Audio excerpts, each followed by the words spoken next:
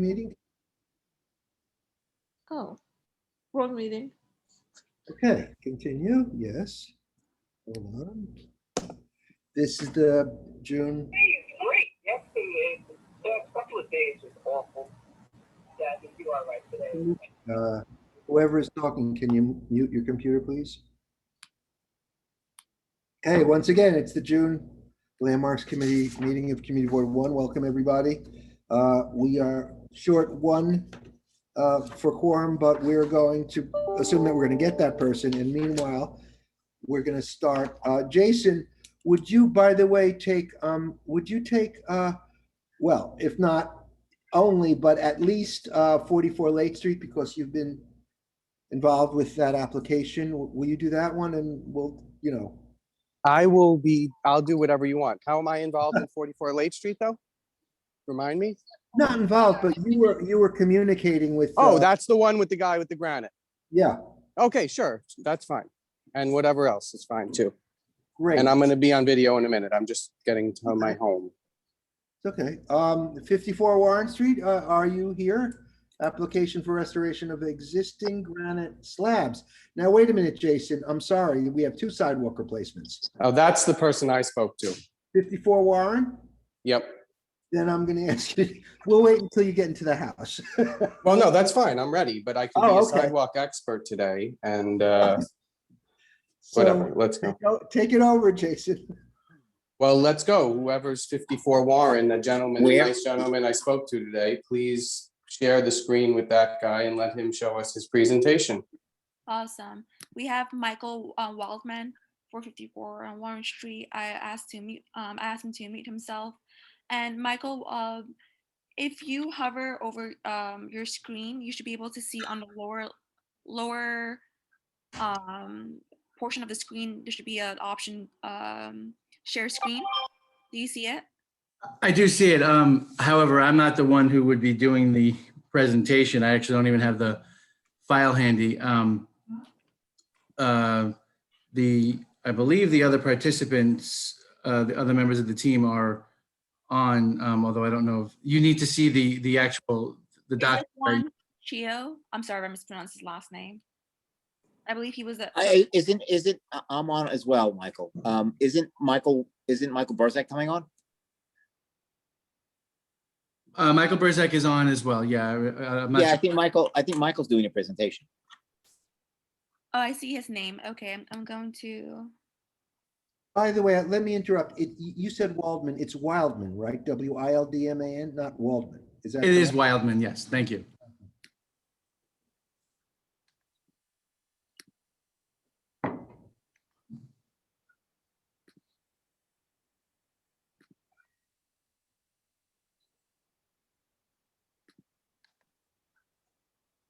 I don't think he'd be able to share his screen.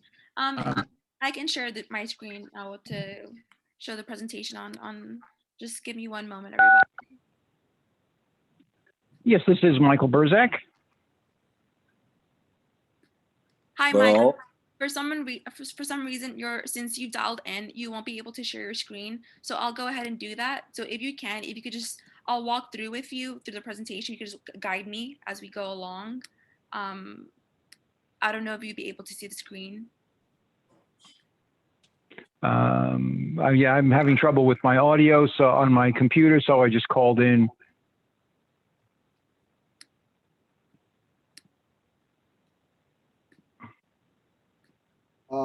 Point of information, Jennifer. Vicky asks about sign-in. I guess. I'll be posting that in a moment. You can just take attendance because it's going to be hard to. Can you just take attendance? Is that possible? Do you have when you have time? That's fine. Yeah. Okay.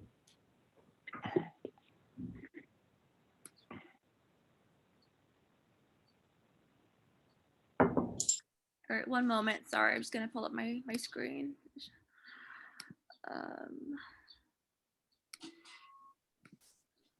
All right, can you see my screen?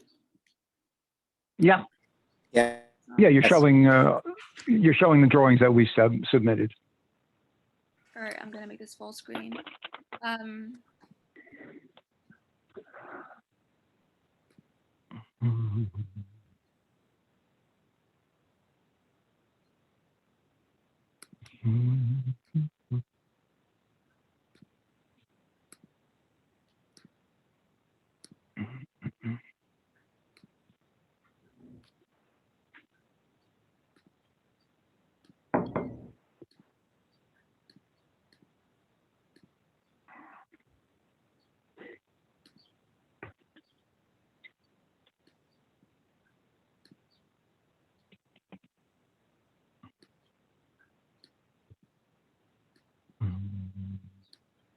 Alrighty, Michael, will you be presenting? Or Yes, I don't see that Stuart Gold has joined us yet. He was the I'm on. structural engineer. Oh, you're on. Okay, great. So then we're I'm on. both here. Yep. I'm Okay. okay, I have the presentation on the screen. Whoever will be speaking on behalf of this application, whenever you're ready, you can guide me through the presentation. All right, Stu, do you want to start as we discussed earlier? That's fine. So what we have is we have a sidewalk vault about 20 feet deep from the curb to the property line, and there is a vault below it.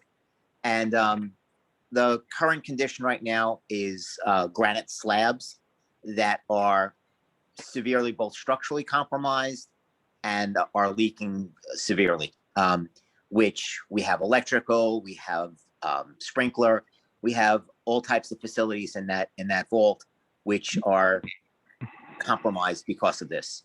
So that was the decision that was made to replace the sidewalk slabs, the granite slabs. And again, we can't recondition these granite slabs so that they would be a waterproof surface.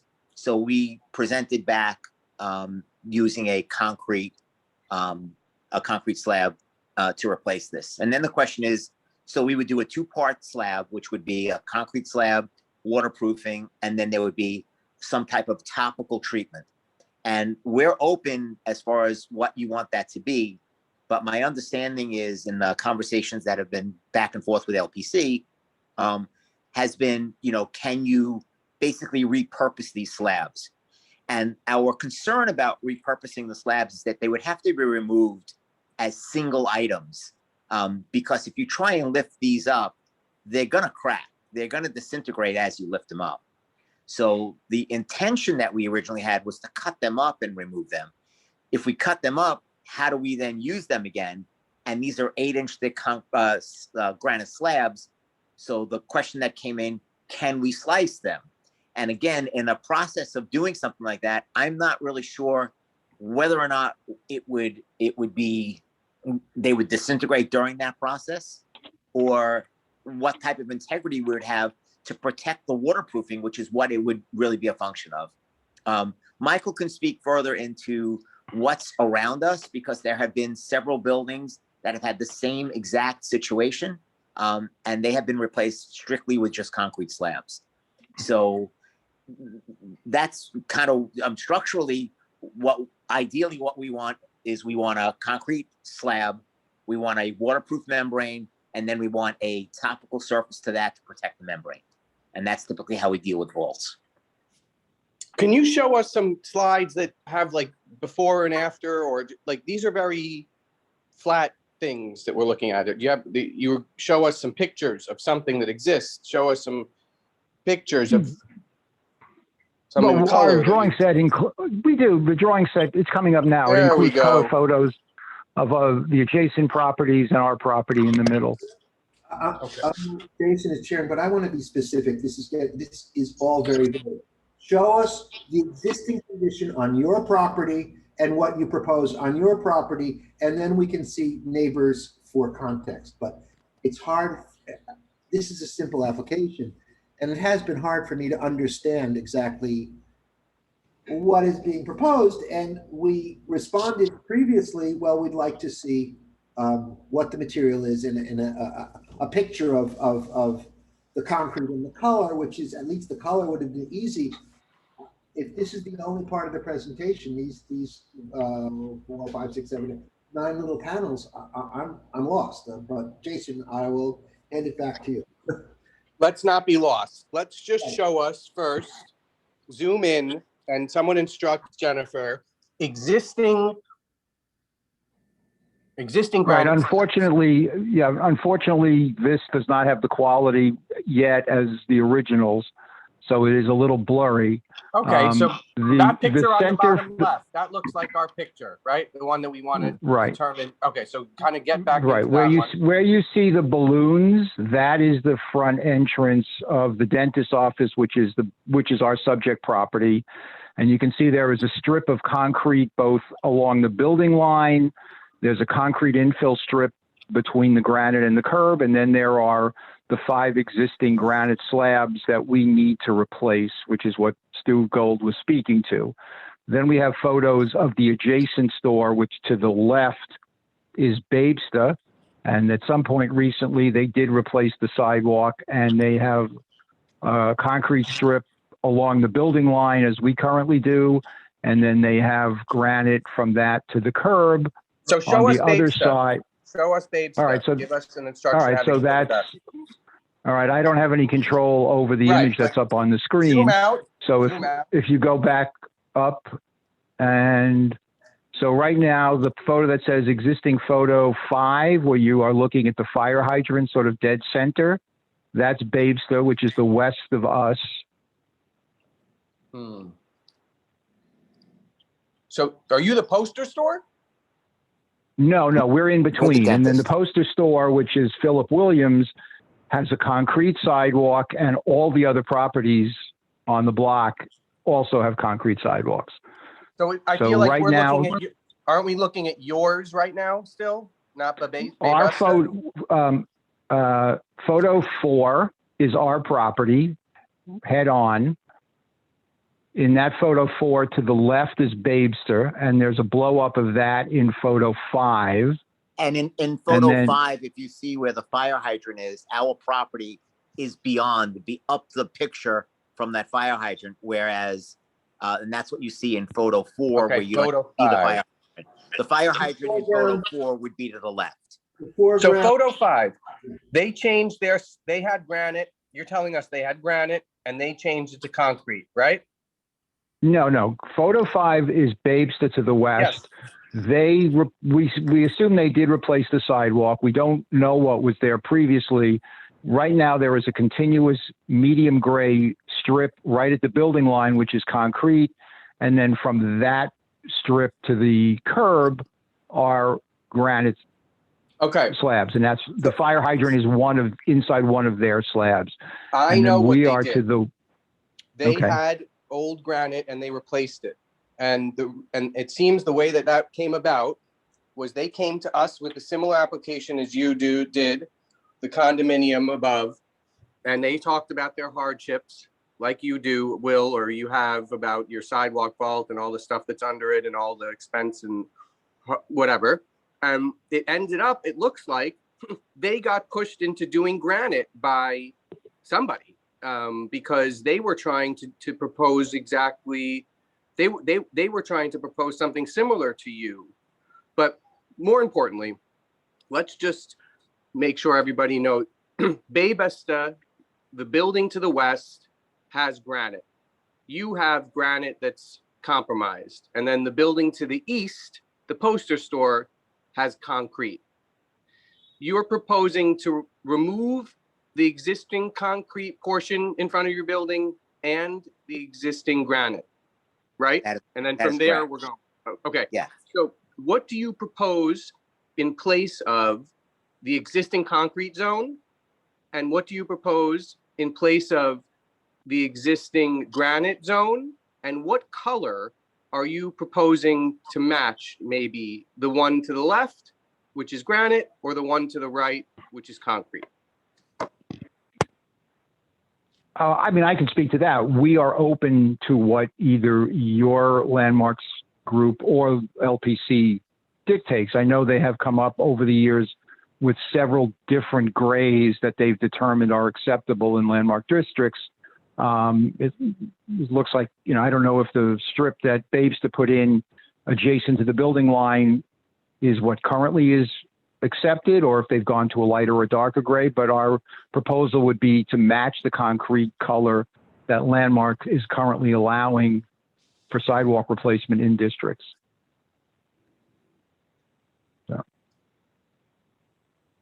The last project we did, it was the darker gray, which is along the building line at Babesia. They previously had a lighter gray that they were approving. So I have a complete understanding of it now myself. If anybody else needs more clarity on the proposal, now is the time to ask a question. Okay, and now what you just brought up, which photo 3 shows the adjacent to the east, which is all concrete, but All again, concrete. with the 2 different colors, one in the darker gray along the building line and then a lighter gray from about a third point out to the granite curb. So, Jason, my question is, nobody wants to use granite because it's too expensive? It's not just that it's the expense. That's certainly part of it. It's the question about using the existing granite and cutting it up and what we would be left with. That's really the question, is how do we remove that granite intact? How do we bring it to a shop? How do we cut it and thin it out? Because it's their 8-9 inch thick granite slabs. They're too thick. So we'd have to thin them out to 3 or 4 inches as a topical treatment.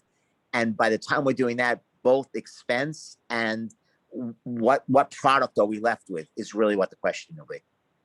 So I don't want to be able to say to you, yes, we'll do this. We can certainly try, but I don't want to say to you, yes, we can do this, and then have to come back and say, yeah, the slabs disintegrated when we tried to cut them and when we tried to remove them. So we're trying to avoid that. So can you do new granite slabs? I can't do new granite slabs because you can't even get that kind of product anymore. Not only that, granite slabs. I'm sorry, are they granite or is it bluestone? It's granite. No, these are granite. These are granite. So you can't get slabs that are that, and even if you could get them in this shape and this capacity, I wouldn't be able to waterproof it because then you have to put a waterproofing membrane on top of it, which means you'd hide the granite. So I still need the sub base of this still needs to be concrete. So the question really comes in is, what do you want as a topical treatment? Wait, you can't put waterproofing below granite? You had a sheet of details. Yeah, it wouldn't be below the waterproofing details go between, it goes on top of the concrete and below whatever your topical treatment is. So your topical treatment would be the sacrificial surface that really is there to protect the waterproofing. So honestly, the answer is yes, we could do granite, but we would be coming back with more of a paving system that gets laid over the waterproofing and the structural slab below.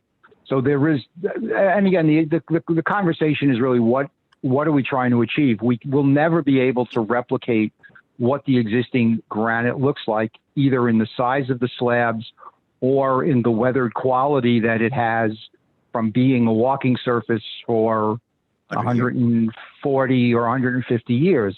So we're very happy to do whatever the landmark feels is appropriate, but I'm just stepping back to the bigger question. We cannot replicate what's there.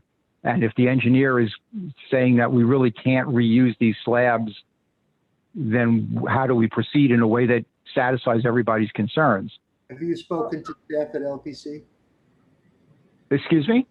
Have you spoken to Landmarks Preservation Commission? Yes, we did a full filing with Landmarks, and I spoke with the staff person several times, as did Stuart, and they said this is not something that is approvable as of right at staff level, and the woman recommended that we first file with you and have this meeting, and she said if you come up with an approvable solution, it probably would allow them to then review this at staff level, and we would not have to schedule for a public hearing. And that's what we're trying to do. I'm going to say my piece and turn it back over to Jason. As far as I'm concerned, we've always said we can make suggestions, but it's not our place to design a pavement or anything else for an applicant.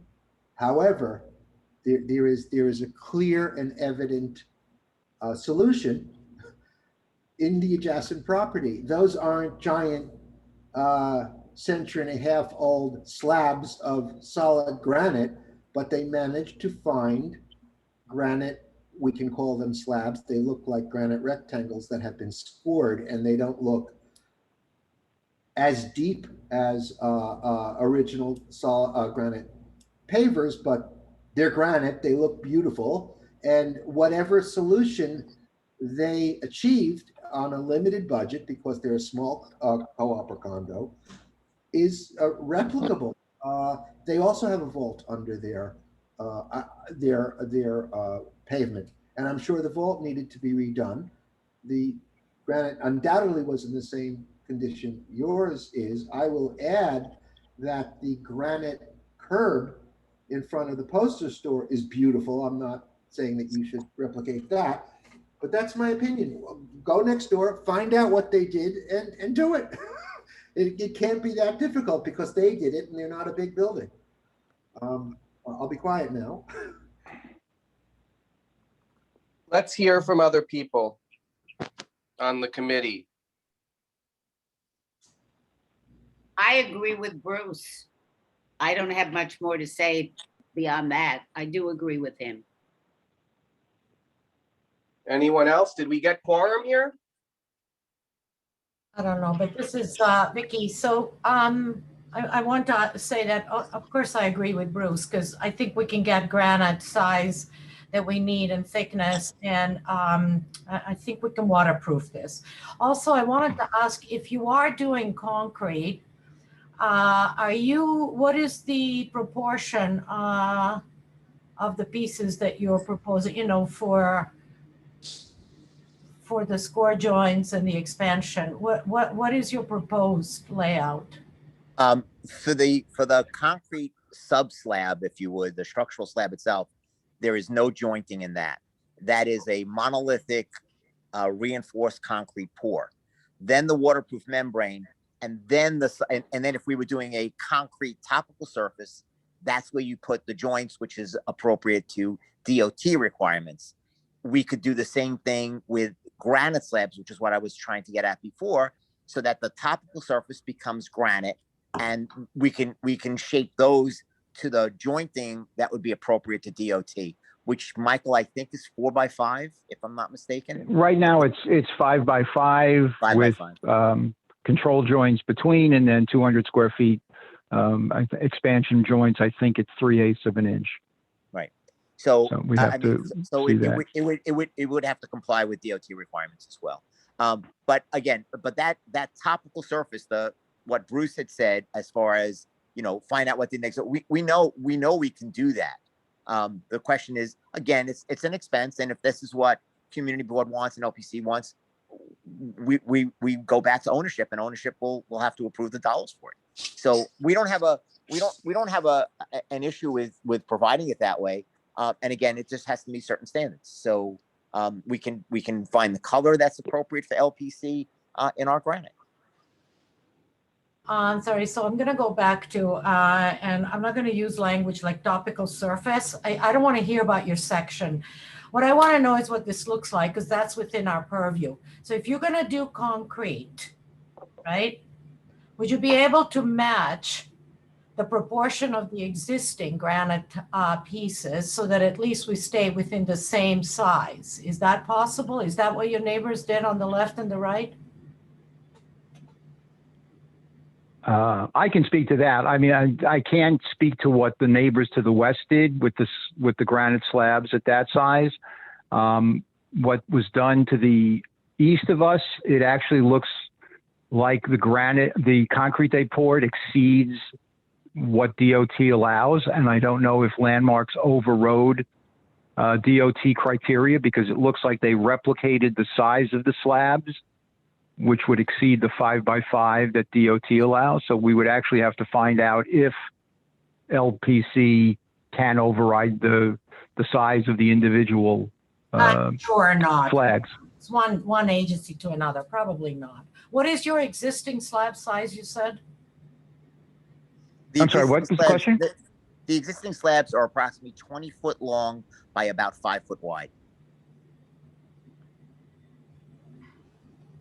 There's no horizontal jointing or jointing running parallel to Warren Street in them. Right. We're looking at your site plan here. If I may interject, and Vicky, you can continue. The primary issue, as I understand it, is dollars. No one is saying that, no one is saying to replicate what exists, which by the way is not what we ever recommend, to Disneyfy. No one is saying that it's practical to introduce what amounts to 140-year-old aesthetic slabs of granite. However, we have a perfect example of what to do next door, and that is what I would reject concrete. Even the example of concrete to the east apparently is wrong and doesn't meet DOT standards. So we're in a position to have DOT and LPC standards and to use some form of granite as was done to the neighbor to the west. That's my suggestion. I'll be quiet again. It seems like we're going. And we can take that because that's a resolution. Yeah, and we if think we're it's going to reject concrete, why belabor their Yeah, concrete? exactly. We're going to If you're reject. I agree, Bruce. If we're gonna reject the concrete, why have further conversations about what the concrete would be? Yeah, okay, agreed.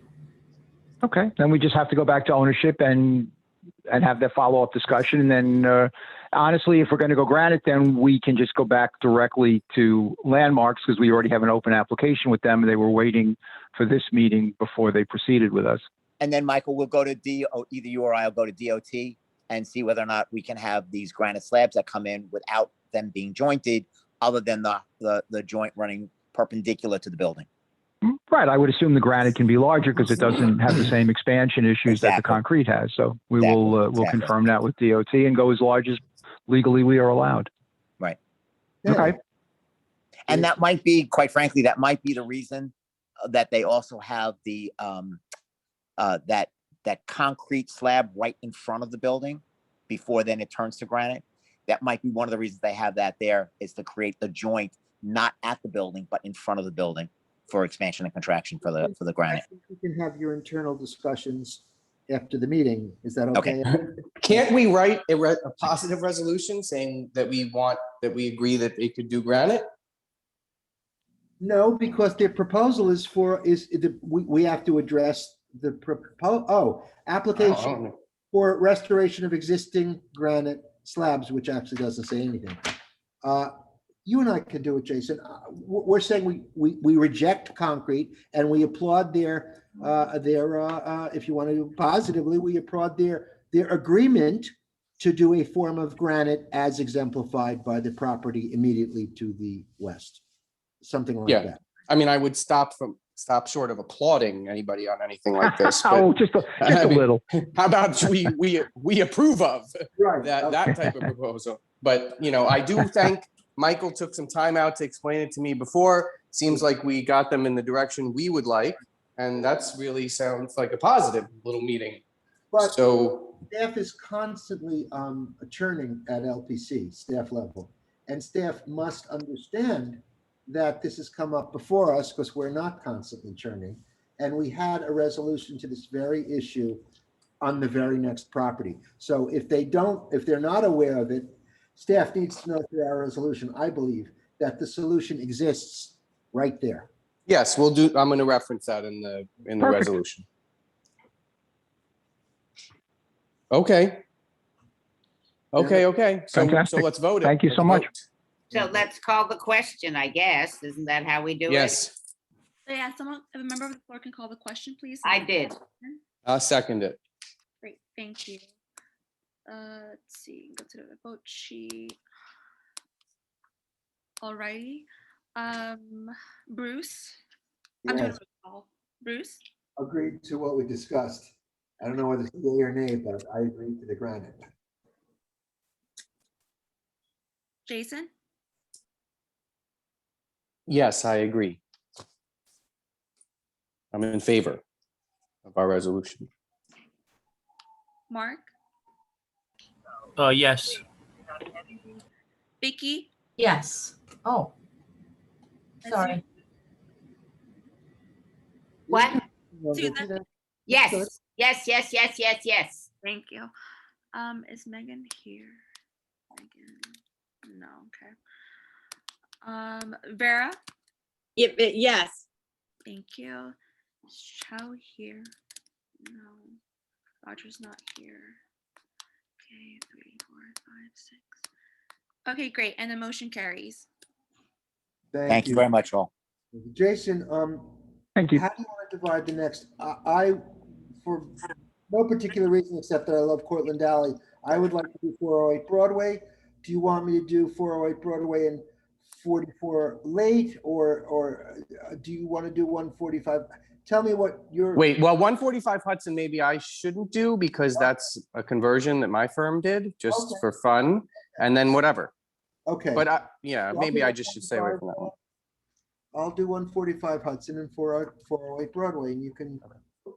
Yes. Great, okay. Do we have the applicant for 145 Broadway? Yes, I'm here. Okay.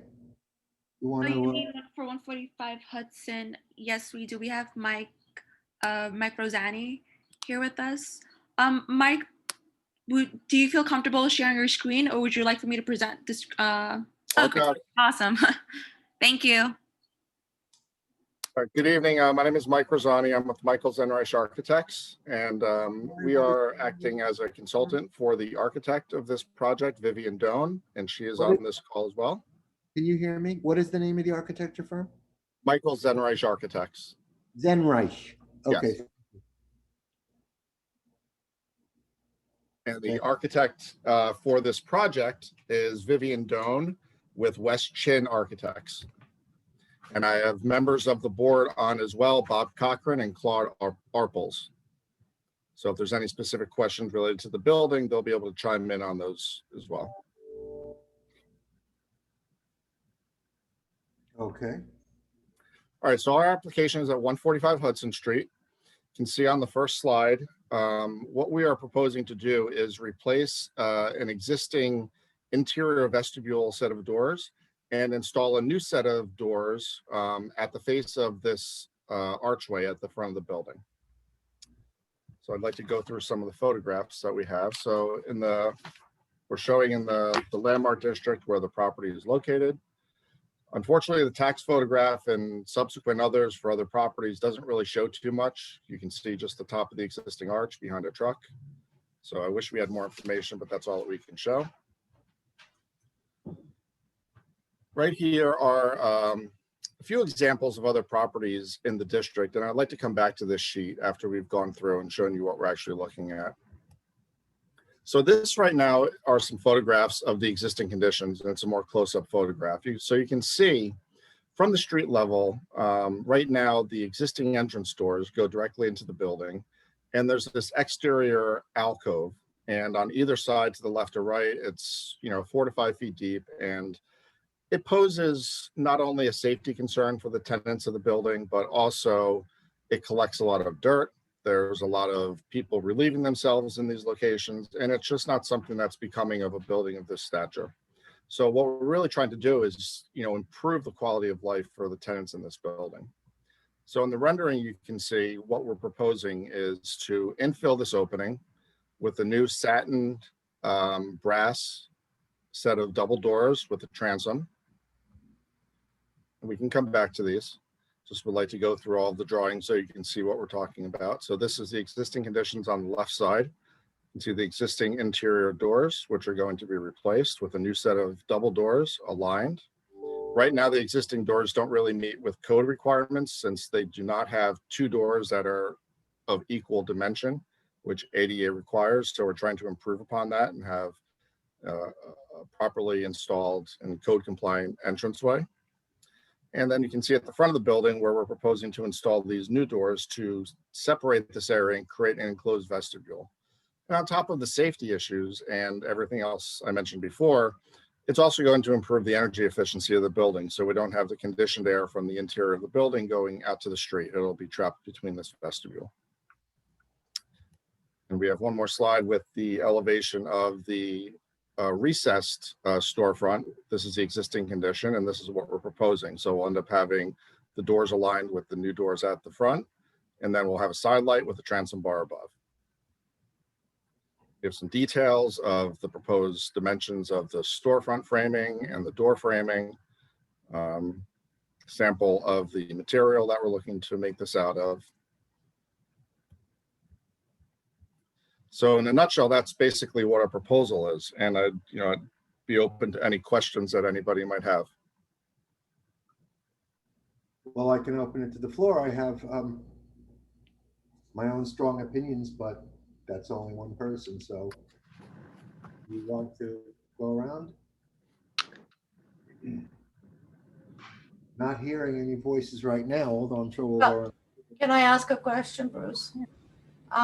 Whose space is this? Is this a public space that you're taking up?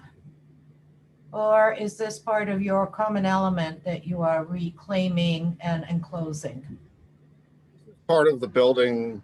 This is part of the building's ownership. It's not public property. It's within our property line. Okay, so you are just enclosing your own property. Yes. And I'd like to, pause there for a second. So the slide I skipped over before was just an example of a few other properties in the district that we looked at that had similar type of entranceways with doors at the front of the building. Let's leave this slide up for a minute. Okay. I'm familiar with all of these entranceways. 60 Hudson Western Union Building is unchanged. They did not pull the entrance forward.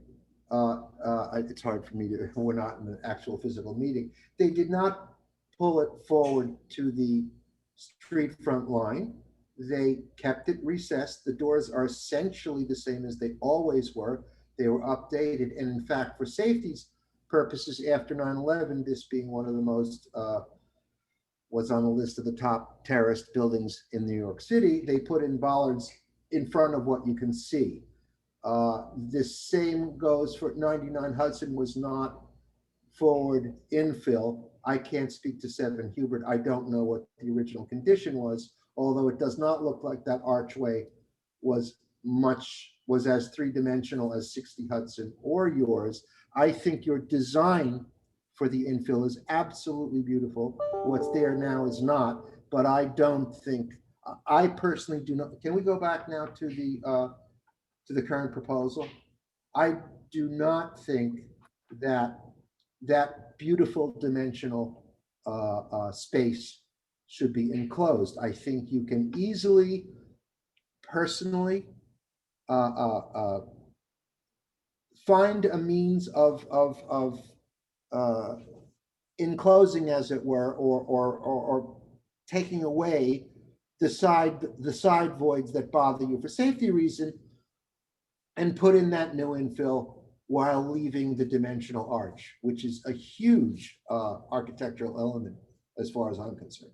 By the way, it doesn't affect my need to recuse, but I do know a lot of residents of that building, including some that you mentioned tonight. So, I do have a love of this building. That's my opinion. I could be way off in the weeds as a minority on this, but that's my feeling. I just want to add one thing back to the 60 Hudson photograph. That was more just to show an example of the satin brass doors that were installed, that it's something that we see in the district. Oh yeah, I think it's beautiful, and I think your solution is beautiful. I think your finish is beautiful, the design and finish. I just think that turning a magnificent three-dimensional element into a flat element is not a good idea. I don't care about the voids on the side. Do with that as you wish, but leave the depth of the arch intact. But the arch is intact, Bruce. What do you mean? Like the door is proposed at the rear of it, right? As you can see in this plan. Imagine an arcade without the arcade. They want to close off the sides. That's fine. But if we go back to the before and after actual shots, not this, not the drawing. Looking at the plan, right? No. Look in the plan. The doors are way set at the back. You see the doors, you see all the, it's not corbelling. I don't know what this is. I'm sorry. Different architecture language from what I spend my whole day doing. So the arch is setting in, Bruce, and then the door is at the end of it. It's not at the front. It's not in line with the facade. It's set back. So if there was a gate, for example, in an arch, if there's a gate at the, any kind of Roman monument, it would be located where this door is. So your suggestion, Vicky, is to accept where it is? If we're going to accept this proposal, then he's placed it in the historically correct location according to Vicky. Well, and what I know, so yeah. Like if One you, additional thing to bring up is this doorway here where it says up is an egress stair for the entire building. So we wouldn't be able to put a barricade here because it would violate the building code in terms of egress to the street. So, that doesn't really work for us in terms of putting some type of a barricade or a gate here because there wouldn't be room Right, to operate this egress door. right. We do have some limitations in terms of what we're able to do. And it was our sense that this was the best solution to not only provide the safety, keep the sanitary conditions of this area, maintained, the garbage that comes up from the wind that's driven up Hudson Street, and as well as to improve the energy efficiency of the building. So is this door, is this an automatic door? No, you have handrails that are vertical, right, in the middle. We do, but we're also proposing to put a door actuator on it as well.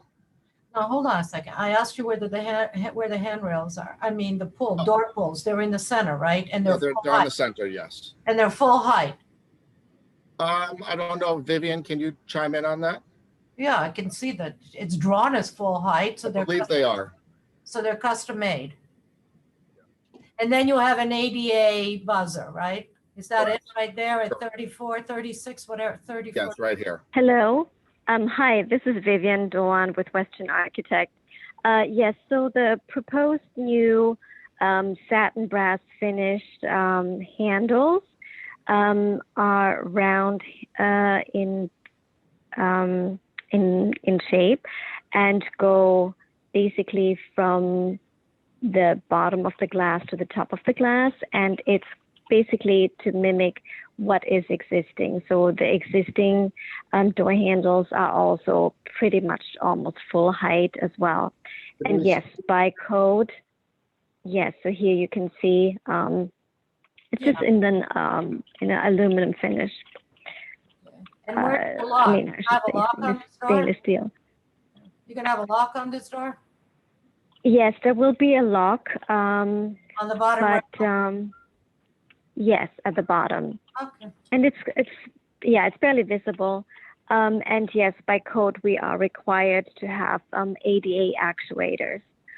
And going back to Bruce Ehrman's comments, so yeah, if you look at the plan shown here on this drawing, number 4, you can see that the new doors are like set back still within the arch.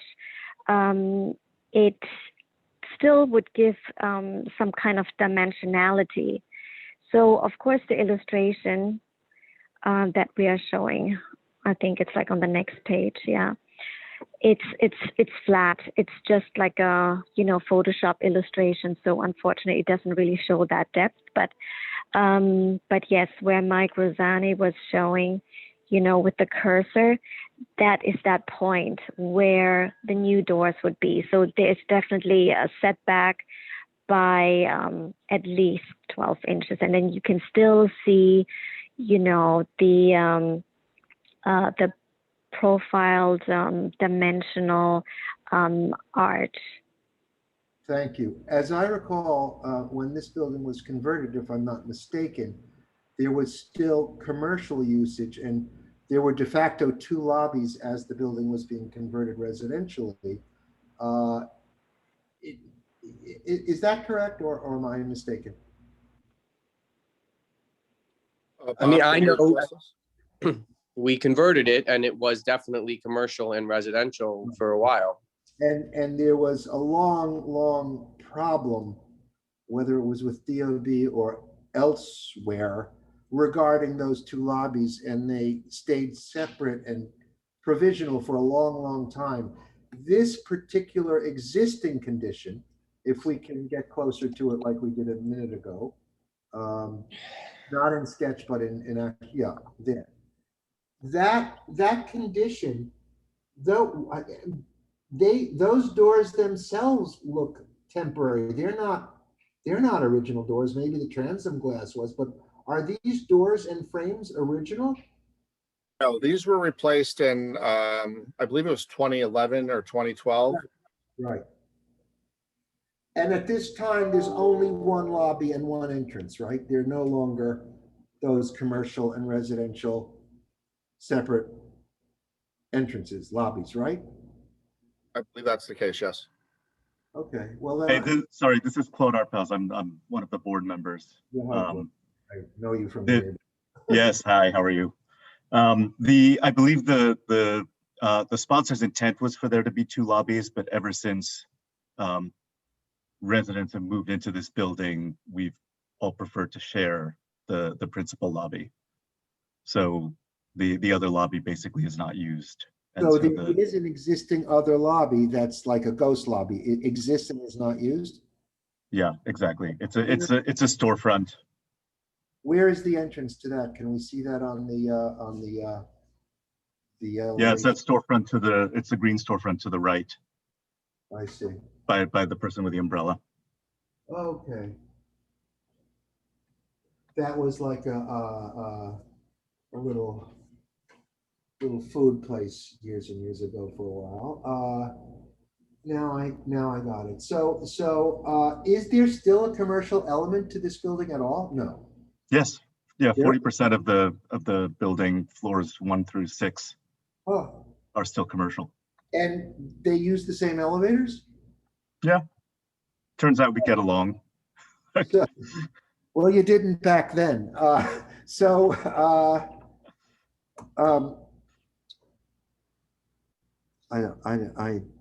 don't know. Jason, you have no financial interest in this. That's long past. Right. So I just don't want to share it, but what is your architect? I don't mind the proposal. I don't want to get into being a designer. I don't love everything about the design. You dropped out. I'm sorry. I don't want to become a designer. I don't love the way it's rendered. It doesn't seem sexy to me. And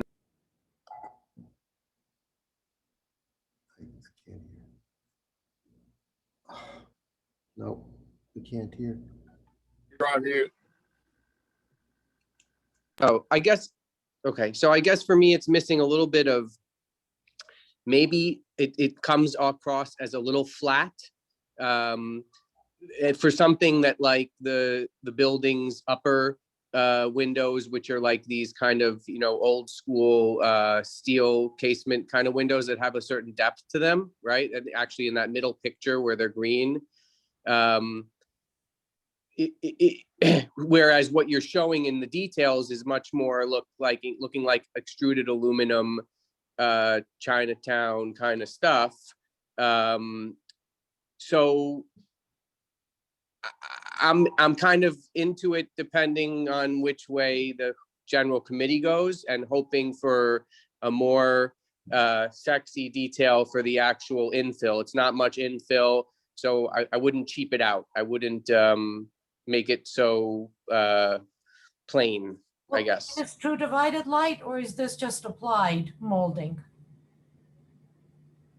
Architect? Yes, hello. So of course we will work on, detailing it so that it matches closely the existing muntins and mullion styles and rails.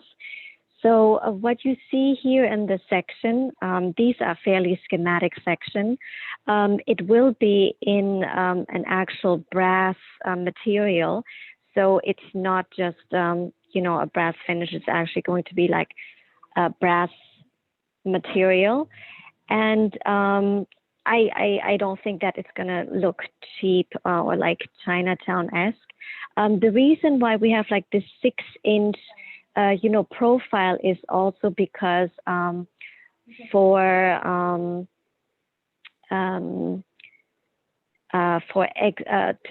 place exit signs, as well as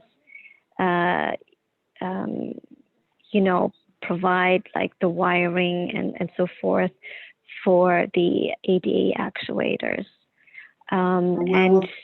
No, but I'm And sorry, if you, but we asked you a simple question. Are those true divided lights, as Jason is asking, saying it's flat? So it's flat because you didn't, it's true divided lights, so you actually have some a profile? Or is that just a piece of glass and it's applied on both sides with some metal? I'm asking you a very. oh, these are true dividers. Yeah, sorry about that. So they are true dividers. And these dividers, the dimensions that we show here actually reflects the dimensions of these transoms that you see in these photos. I know what we're saying is that the rendering on the left, that rendering right there showing your proposed, right? Right below number 2. Yeah. No, go down. That rendering shows it flat, but that isn't correctly represented. Well, these are This photographs is of the actually conditions. existing. These are existing conditions. So The existing these are close-up reference. is pushed back. Yeah, these are. Number 3 is at the front, and that's true divided light. And you said that you are mimicking this where you are now. That's what you are mimicking. This is what we're trying to, Right. to copy. And we had a discussion on Monday after this, we had finished a presentation with Landmarks that they want us to try and match the profiling of the display window. If you can see it here. Yeah. So it's something we're going to be working on to try and take this profile and include it into this detail where the glass meets the frame. Right. So it's going to be true divided glass, and your presentation, unless something changed, has to be what is going to the DOB. So you can't do this later. You have to show us what you're going to build. Like I said, these were last minute requests from Landmarks that we didn't have a chance to get into the presentation for tonight. But before we go to the public hearing at Landmarks, we're going to be updating the profiles of these, the framing to more closely resemble what is existing on the existing storefronts. So do that before our full board meeting, if that's possible, and then send it over to us so we can hold you to your word. And I think you just, I don't mean to interrupt, but you're getting at what I was concerning me most about your design, that it looked more like that center picture, hopefully, and not like what's there currently. Yeah, we're definitely not trying to copy the existing recessed entrance that's there today. We're trying to more copy what is for the existing storefronts at the front of the building. The left What frame, FCC told you to do, but you didn't do that originally. There's been a lot of back and forth, and we're trying to do the right thing and get this to a point that it's something that Landmarks can approve. No, it's what is right for the building and for us to approve. So originally you were trying to get away with, not true divided light, just applied molding. So they told you to go back and match what true divided light, which is on the left and the right. So No. totally agree with that. And that's what we want to see. And that's what But we never presented applied mullions to Landmarks or on this presentation. It was always divided lights for the transom. Yeah. So that was never the case that we ever presented But a.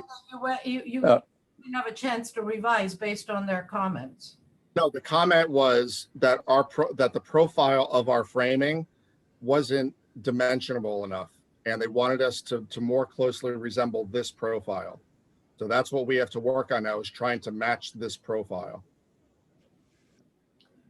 Yes. Mike, if I can just answer, this is Bob Cochran. I'm also a member of the board and have sort of been driving this project for quite a while now.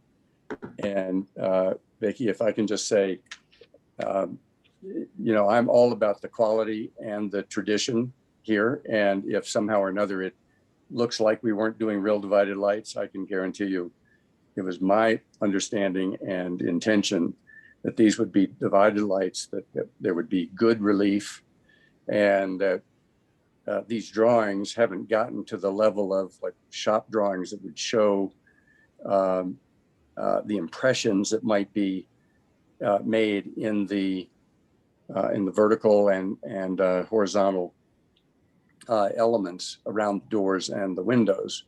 But this is going to be very high quality, and it's going to be expensive. It's all brass. I would just interject that since we are impaneled and charged with recommending to LPC, I can appreciate the back and forth with staff. When is your hearing? Which is to say, if this isn't a complete presentation as close to final as possible, why are we hearing it now? I don't understand. We're scheduled for the second week of July after your full committee hearing. And like I said, we just got comments back from Landmarks on Monday, and we had to have this presentation to you by Monday. So we haven't had a chance to update it yet. So Jason's point of Bruce, so we don't belabor, that we can review this and see it before the full board meeting makes some sense, don't you think, everybody? I agree with you. The only problem on Zoom is that we can't actually caucus anywhere. Yes, I'm all for that. What is the methodology by which we would do this? From your lips to her ears, I don't know. Jason?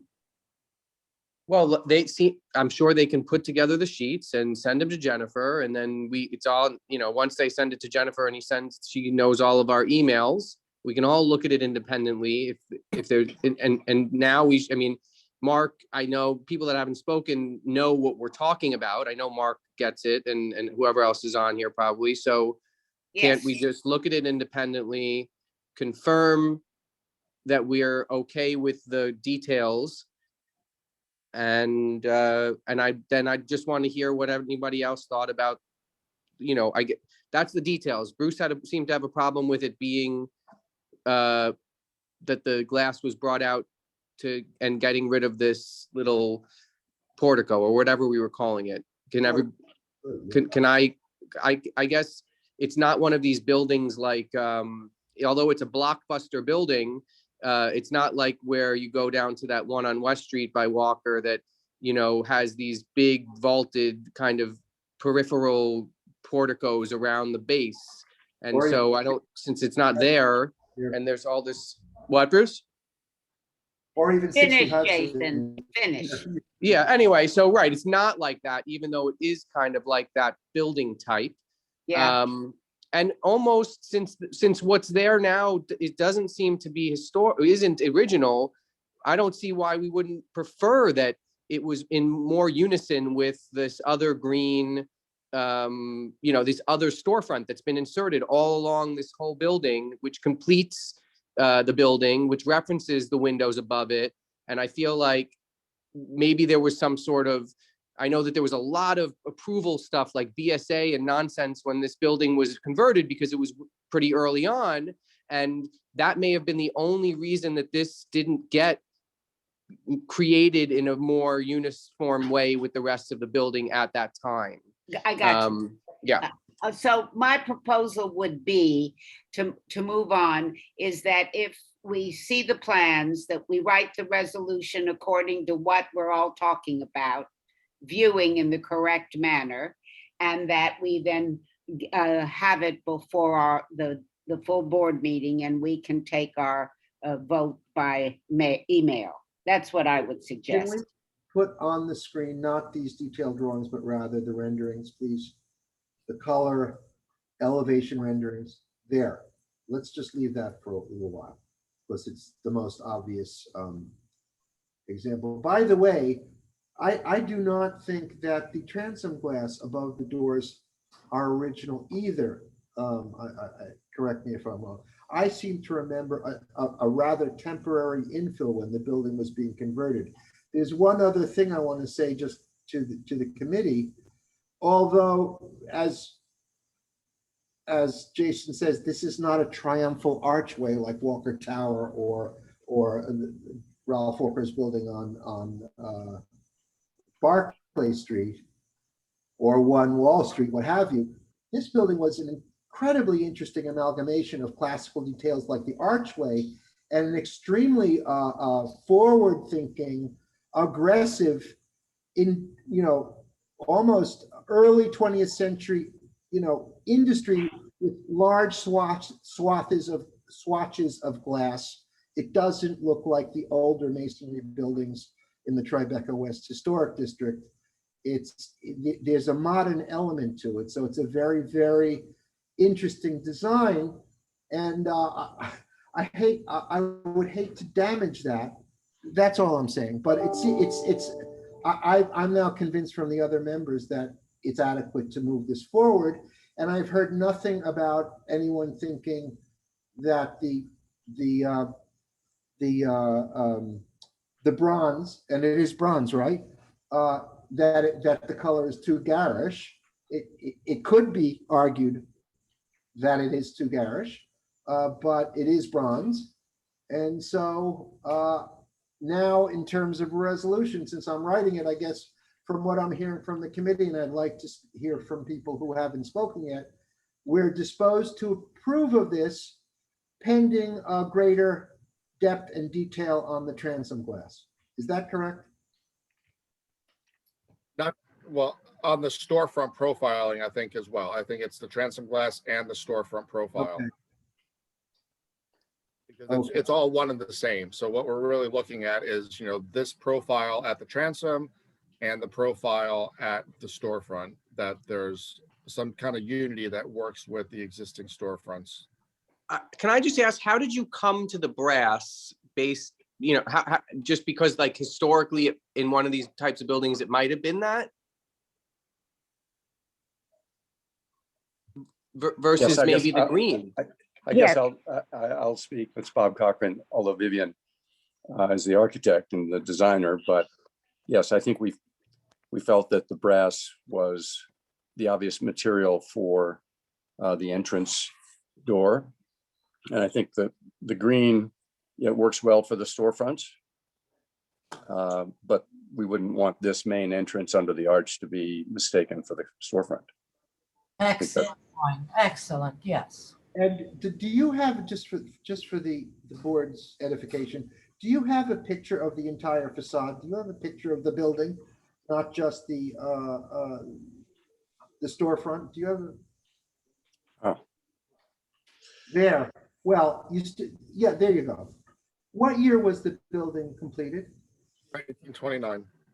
29, exactly. So yeah, this post-states it's a gorgeous building. It post-states the typology of the rest of the historic district, which is originally constructed as a factory. Right, which is why you have all that beautiful, broad, early modernist industrial glass. Can I ask, the mullions up above in those windows, they're kind of brassy colored, right? On second and third and fourth floor, right? Yes, they're painted. I have to say, it's terrific. Obviously it's residential. The main entrance then reflects that, gives you a hint of where you're going. It's not the storefront. Well done. Thank you. Well, does the rest of the board agree? I think we should go around now. Can we just, board members, can we just quickly hear from those in attendance, your reactions? I mean, let's move this forward, but I've only heard from Jason, me, and Susan and Vicky. What about, who else is on here from the board? I'm looking because Mark, Vera, anyone else? Yeah, just I basically agree with you guys, what Jason and you and Susan said there. So I'm in agreement with you guys. Thank you, Vera. Are you there? No. Jennifer? Here, but let me ask to unmute, but she's here. Okay. Is there anyone else who hasn't spoken? I'm here. Sorry, Bruce. It's Vera.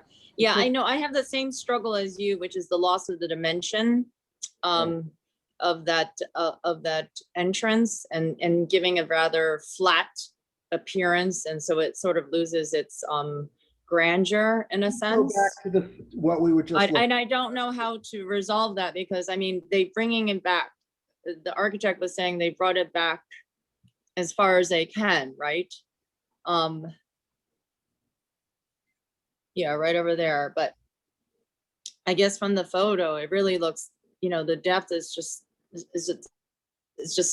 a sad thing that's going to be lost. And I just don't know how. And I understand that there's an issue of those spaces, those in-depth, indent spaces to the left and the right. Who is in control of these images? Is Jennifer? Or is it... No, I am. Please stop going back and forth. I'm getting, Okay, sorry. for now, just leave up the, if you don't mind, the elevations. Thank you. Okay. Go ahead, Vera. Are you, I didn't mean to interrupt you. That was basically it. I just don't know how to solve that problem and make, and get rid of that so-called issue of, safety and whatever's going on in those interior spots. That is probably happening, so don't know how to do it. Thank you.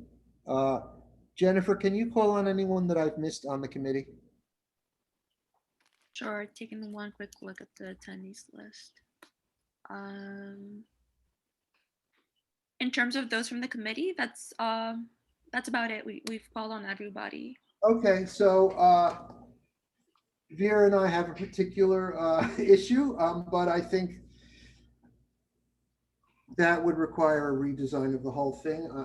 From what I'm hearing from the committee, we can say that we have, that the resolution, and I don't know if I vote on it, but the resolution based on the committee would be to approve this resolution, to approve this application with the addendum that the storefront and transom profiling have to be more detailed and deeper.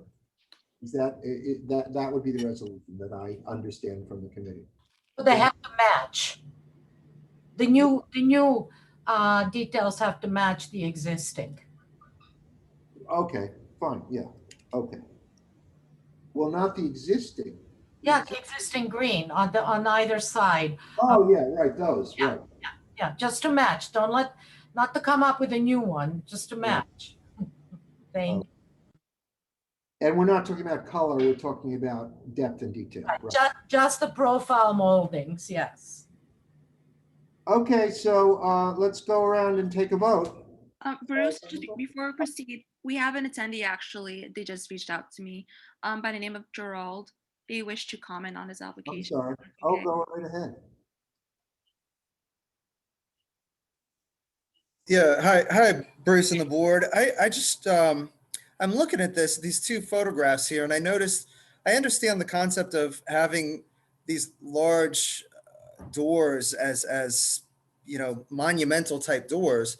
But if you look at the doors at the back on the existing entry, they're quite smaller and they fit proportionally with the doors to the right and the left. And I'm just wondering if the proportion to me seems a little bit too monumental, if you will.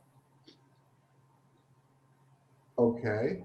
You're a public member, or you're a member of the public, or I'm sorry. Well, I'm not really sure. I'm not really, I'm a member of the public, I suppose, in terms of speaking right now, but I have been appointed to the board. I'm not on any committees yet, but I do have 25 years in architecture and Join us. specifically historic preservation. Terrific. Join us. That's great. What is the height of the doors? I'm sorry, Jason? Oh, I was asking the applicant, what is the height of the doors? 9 feet. The existing proposed. The existing doors are 7 feet and the proposed doors are 9 feet.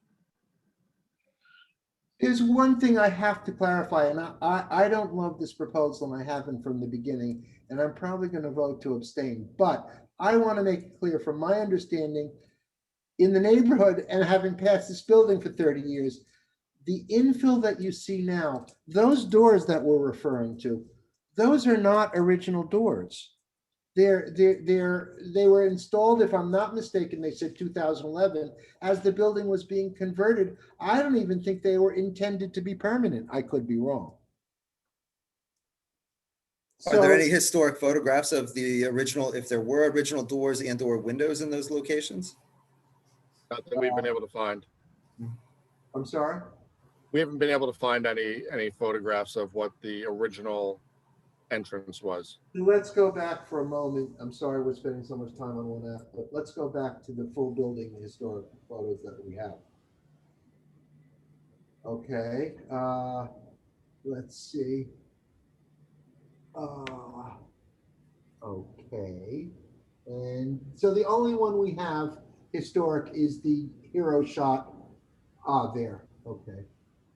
No, the truck is blocking it. And also Are you keeping the sconces? I didn't notice that. I did not notice that. Yes. So now let's go back to the current elevation that so you're keeping the sconces, right?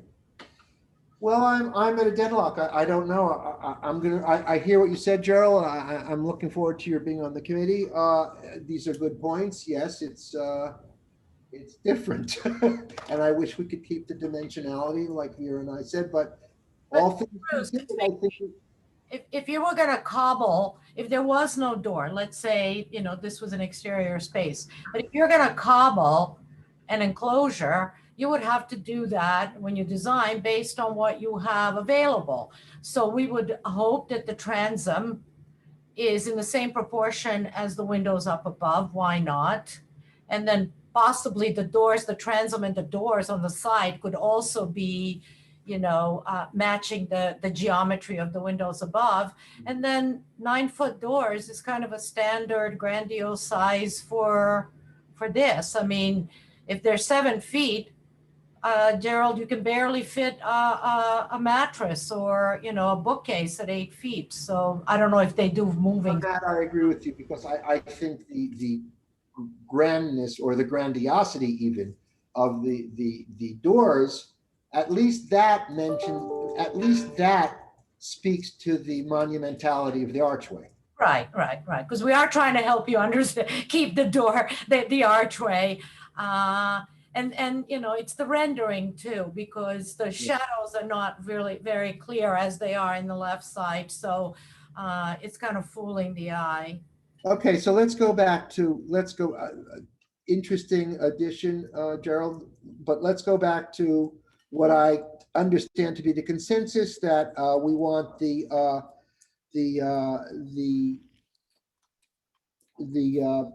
profiling of the storefront and the transom to match the adjoining original storefront details. And by the way, I don't know if they are indeed. I don't know if that green infill is original. I'm not sure. Do you know, architects, if those are the original panels and glass glazing? I don't think so. These, we believe that it is not original, no. Right. I remember when they put that in, and they are not original. And I don't even think the profile is of the profile of the original building. We can go back to, again, to the hero shot of the historic photo and look. Can we do that? There. So it's hard to see, but there's definitely a difference. There's even a difference on the depth of the windows in relation to the whatever you want to call it, water table. Well, it's because it's a manufacturing building, Bruce. Right. Why do they have to match the depth and detail of infill windows that were designed and put in 2011? Well, because we cannot have a variety of things, right? I mean, now we're stuck with what we have. So let's not come out. Either match the top or match the sides, but don't do a third one, is my. Hey, excuse me, one other thing. I am looking on old New York City. There is a 1933 photo of this, and the infill on the left and the right does look to be fairly accurate, at least in proportion. It's very difficult to tell because it's a distance photo, but it does have the transom above, this a center bay, and then 2 side bays. Thank you. That speaks going back to our original proposal. We're accepting this proposal with the caveat that the storefront profiling and transom must be have more depth and detail and must match adjoining originals. I'll take out original. Must match existing adjoining storefront details. Okay? Yes. Okay. Jennifer, will you do a vote? Or if someone could call the question. I'll call the question. Second. Thank you. Let's see. Bruce? Yes. Jason? Yes. Mark? Yes. Vicky? Yes. Susan? Yes. Vera? Yes. Great. And the motion carries. Thank you. Thank you, everybody. Thank you. Gerald, are you planning to? Thank you very much. Thank you. I'm sorry. Thank you very much. Gerald, wherever you are, I don't see you. Oh, there you are, Gerald. Are you, I'm, again, from all that you've said just now, I'm encouraging you to apply for our committee, okay? Thank you, Bruce. We can use some preservationists, always. All right. What is your last name, Gerald? Forsberg. Okay. So now we're going on to 408 Broadway. Right. We have our presenter here with us, Robert Bianco. Hello. Hi. Hi, everyone. I can share the screen. Perfect. Thank you. Great. Robert, are you the architect? Yes, I am the architect with PKSB Architects. We are representing the owners of 408 Broadway, also alternatively addressed as 38 Cortlandt Alley. This is a L-shaped through lot building. Did you break off from BKSK and just change the? No, that's just the thorn in our side. We're always confused with BKSK, but we're very different. But we're happy to be grouped with them. We're in good company with them. Yeah. So our application this evening is for storefront alterations, a new entrance at the Cortlandt Alley side, some storefront infill replacement, and signage. Okay, we're ready. So just a quick overview. This is 408 Broadway, completed in 1868. This is a 5-story loft building that spans from Broadway to Cortlandt Alley, just south of Canal Street. And at the Cortlandt Alley facade, these are the designation photos. The Cortlandt Alley facade previously had these roll-down gates, and we unfortunately have not been able to locate any historic photos without the roll-down gates. However, there was an application I'd say about 12 or 15 years ago, which was largely restorative at this facade. The roll-down gates were removed, infill at the first floor, windows and spandrel panels were restored. And this is the original or historic window configuration. However, they were replaced in aluminum. So the infill at the rear facade is all metal and glass. At the bottom of the page here, there is some precedent along Cortlandt Alley for larger, more primary entrances and shopfront windows. Being an alleyway, this is mostly a utilitarian facade, building exits, loading docks, loading bays, but there is some precedent for some more decorative features, taller entry doors, larger display windows along this facade, and we did look at those for precedent in approaching our design for this storefront. And these are just a few more close-up photos of the bays, which will be altered to introduce a new retail entrance and some additional windows at the second Robert, level. I know Cortlandt Alley inside out and backwards, going back to the Mud Club and before. But for those, that it's a rather obscure piece of the Tribeca East Historic District, which in fact was extended deliberately to the east of Broadway in that area to include Cortlandt Alley. Do you have any, instead of going one by one with each of these and are not knowing what your proposal is, do you have something of an entire one block of Cortlandt Alley rather than the 2 or 3? But do you have, so people can see what Cortlandt Alley actually looks like? So remnant. I do not have the full alleyway facade, but we do have a full building facade at Cortlandt Alley.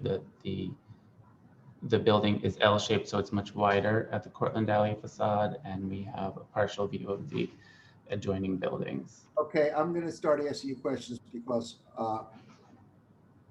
there is another building that went through from Broadway to Cortlandt that was a conversion. Are you aware of that one? A residential conversion on the alley? No, and this is not a residential Ah, This would be retail. I see. So now can you show us the actual proposal? Sure. Just to go back to the existing for a second, this is the southern portion of the Cortland Alley facade where the scope of work is focused. There's a separate retail tenancy at the northern portion. There is an existing freight elevator entrance at sidewalk level, an egress door at the northern bay, and loading dock doors at the center bay of this portion, and all that remains the same. There's an additional egress door that was added as part of the work that was completed under a previous application at the southern bay, and that will also remain. However, it will serve as a separate entrance to a cellar tenant, retail tenant. Okay. So in the proposal, we would be introducing a new entry door at the northernmost bay of this portion, aluminum and glass, a single transom above with vinyl applied signage, a blade sign for the first floor tenant, which is accessed through these doors. The brick infill below the loading dock bay would be removed and replaced with windows where it is feasible, where there is not utility or incoming services below, and then decorative metal grills at the center panels. And we've looked to the precedent images of other buildings along Cortland Alley for the design reference for that. The original, the existing condition, the slide before. Sure, and just to finish quickly, we're also proposing an additional. Why'd you do that? Additional blade sign at the southern bay for the separate cellar tenant entrance. 2 blade signs you're adding? 2 blade signs, but they are for separate tenants. And how tall are the blade signs? They're, I believe, 10'7" above the sidewalk. Yeah. They're a little bit higher than required. So So the you wanted to see the existing again? The blade signs are 10 feet 7 inches long. Right? Oh, I thought you meant how tall above the sidewalk. How?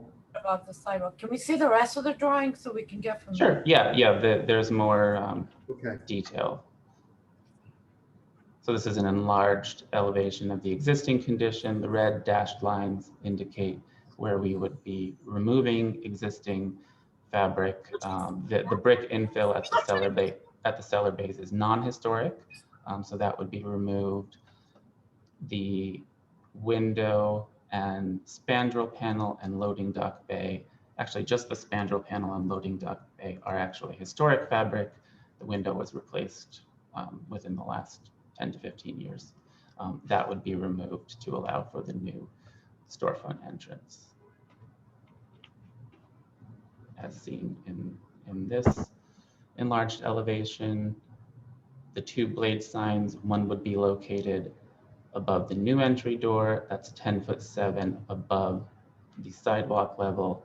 The blade sign is 18 by 36 and projects 40 inches beyond the building line per the zoning requirements for the manufacturing district. And then a second blade sign would be located adjacent to the entrance to the cellar level tenant. And Same specifications? excuse me? The other blade sign has. Same specifications, yeah. I mean, this is all generic at the moment because there's no specific tenant.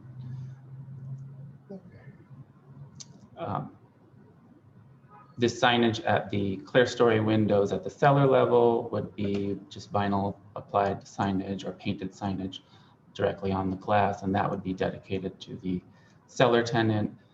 Pin mounted letters at the storefront cornice above the double hung windows would be dedicated to the first floor tenant.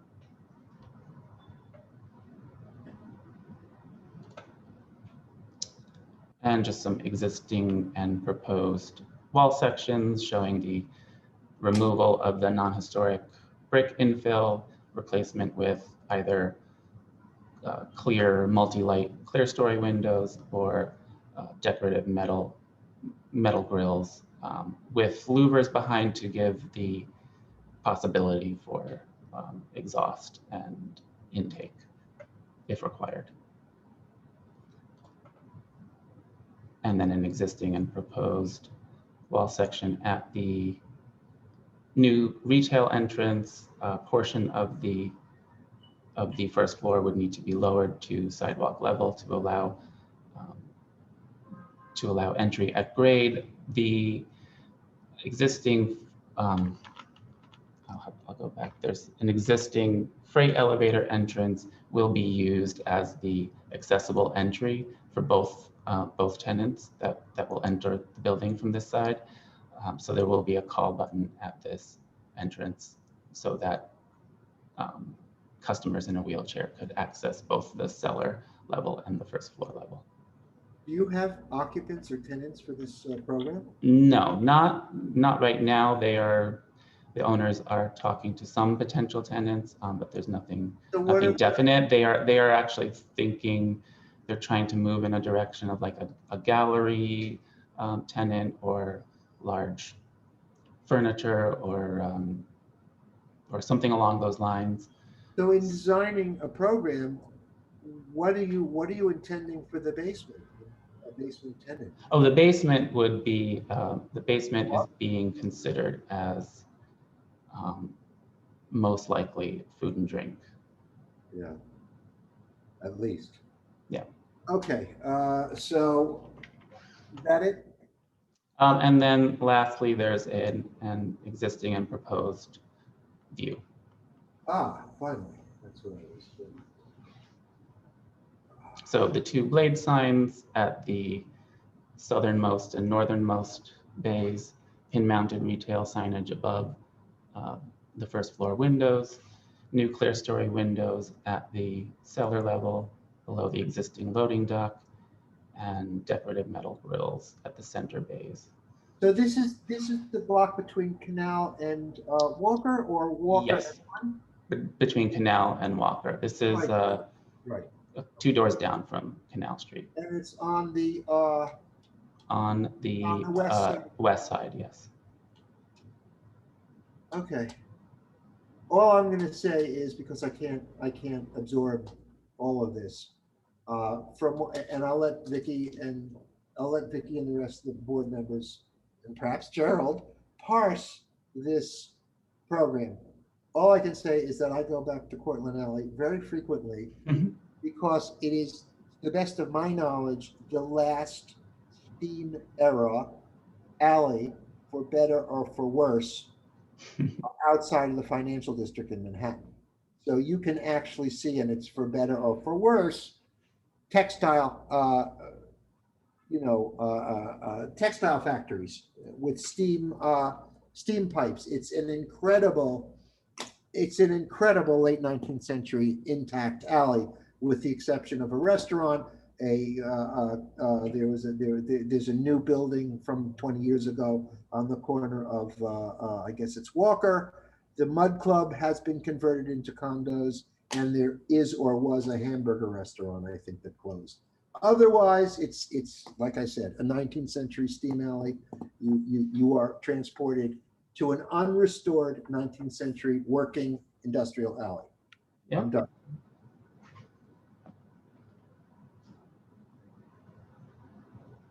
I guess I'm not done. Jason here. I'm going to ask some questions. First of all, did you show us it? I'm guessing there's no historic photos of this alleyway from the time period.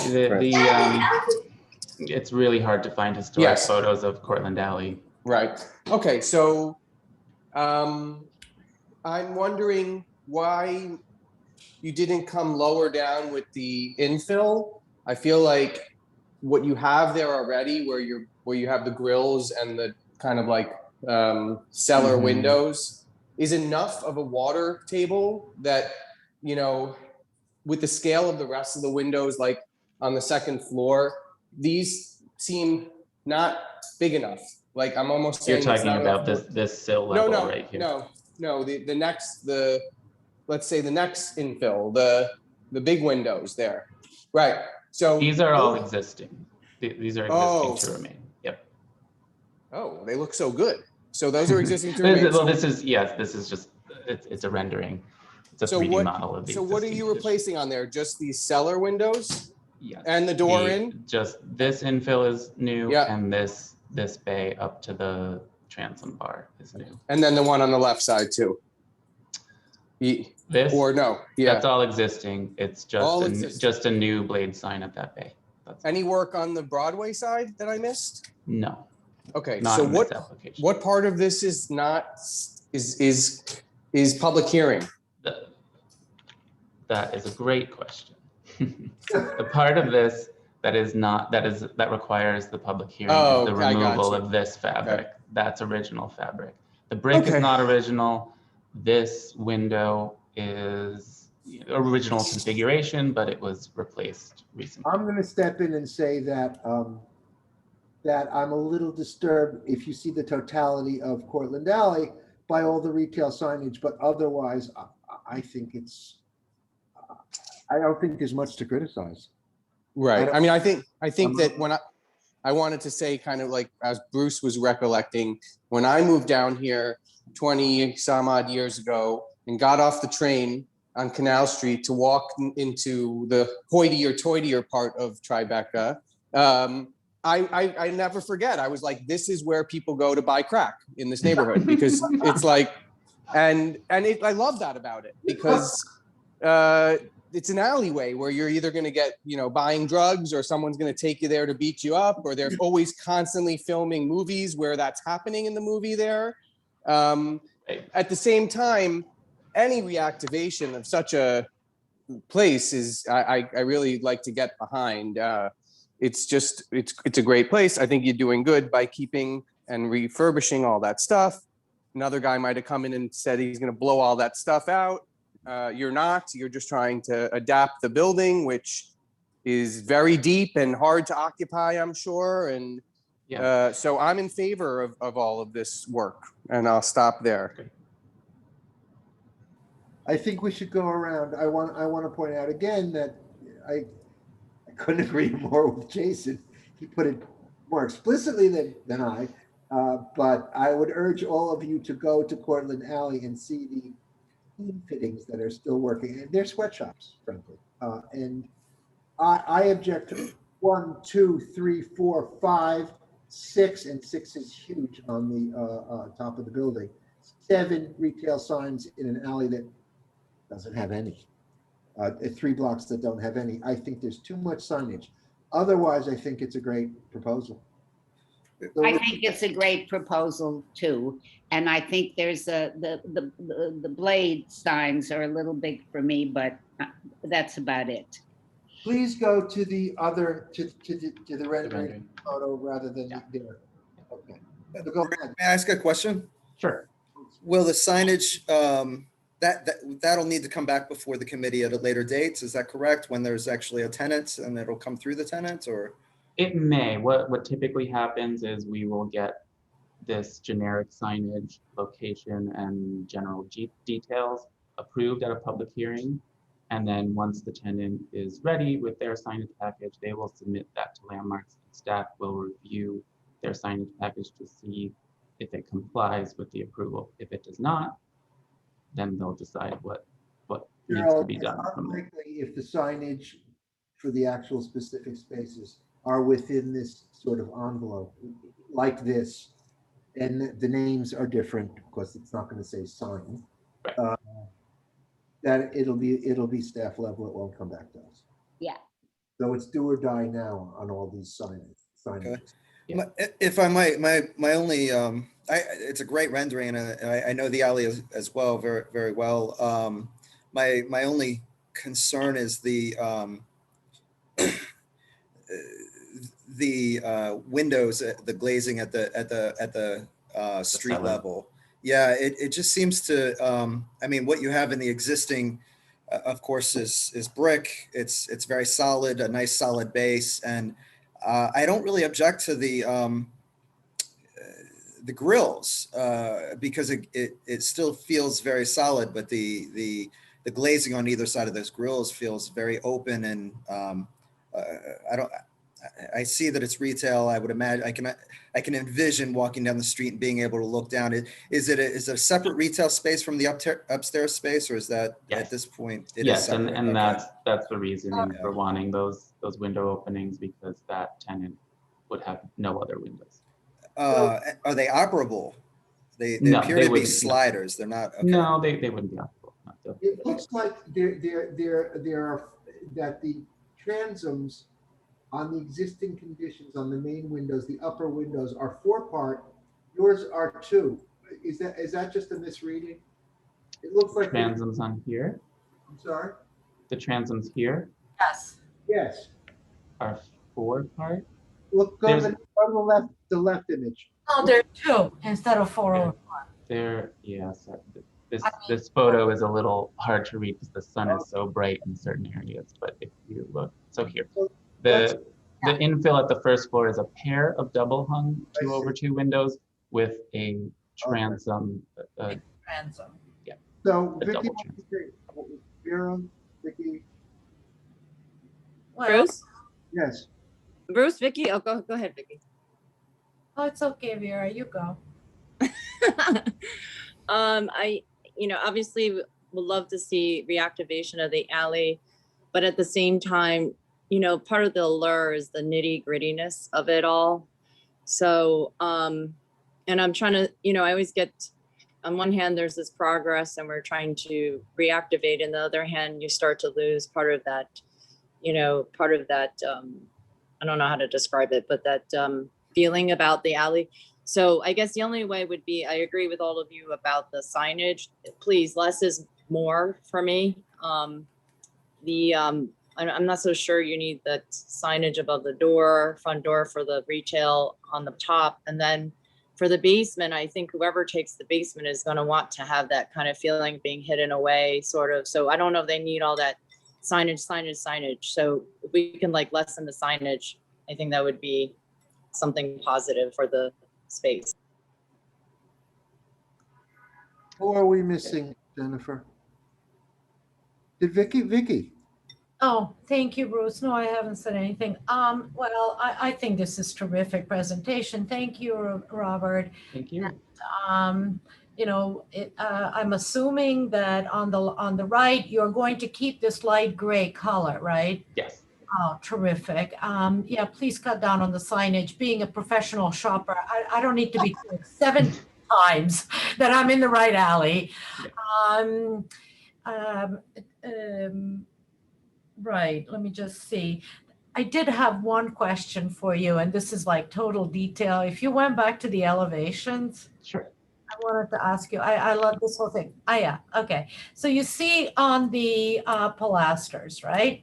Yep. And you go down, and then before, let's say the water table, the horizontal, right? They rest, and the center infill comes to a line, and then he returns. Like I said, my whole day spent in different vocabulary, so forgive me. But do you see when you go on the bottom, you take that infill panel and you run it into the ground?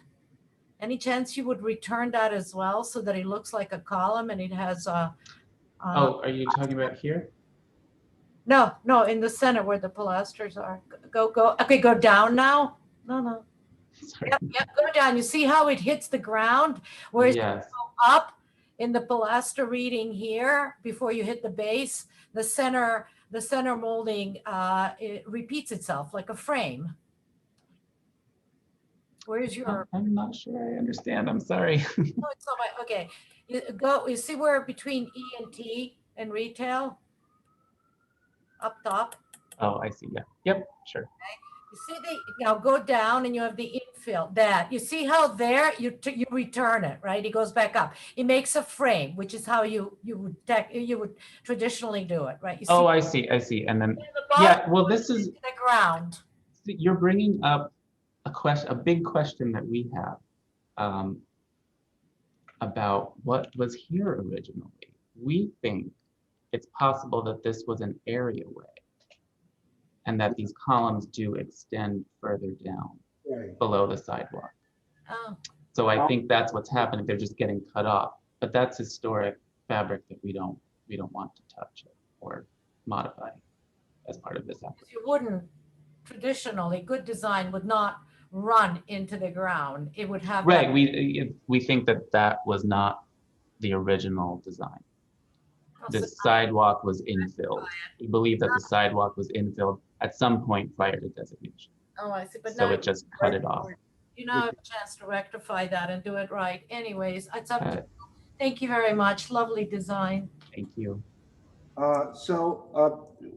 Mark? Mark? No? Is Mark still with us? Yes, I'm here. Yep. Yeah, basically agreed with what Susan said and Vicky. And I mean, you guys got all the points before I can chime in. So. Okay, so Yeah. the resolution that I'm seeing is we're enthusiastically approving this application, but we want much less signage.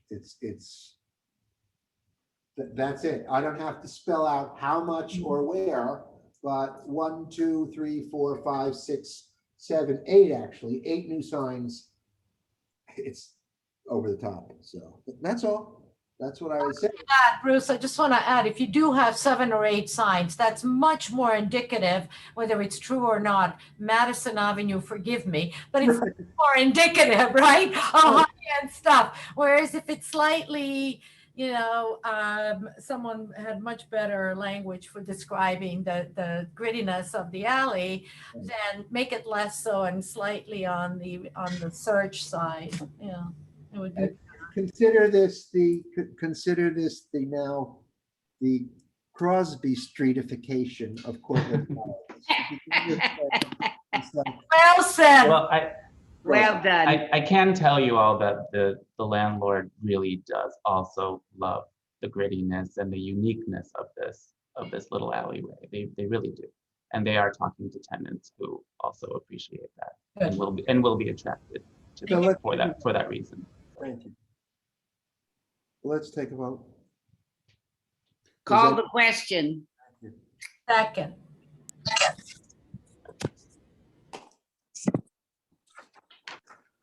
Awesome. Okay. Bruce, Yes. Jason, Jason, yes. Mark, Yes. Vicky, Yes. Susan, Yes. Vera. Yes. Cool. And the motion carries. Great. Thank you. Thank you so much. Jason, you're Mr. Pavement today. Your turn.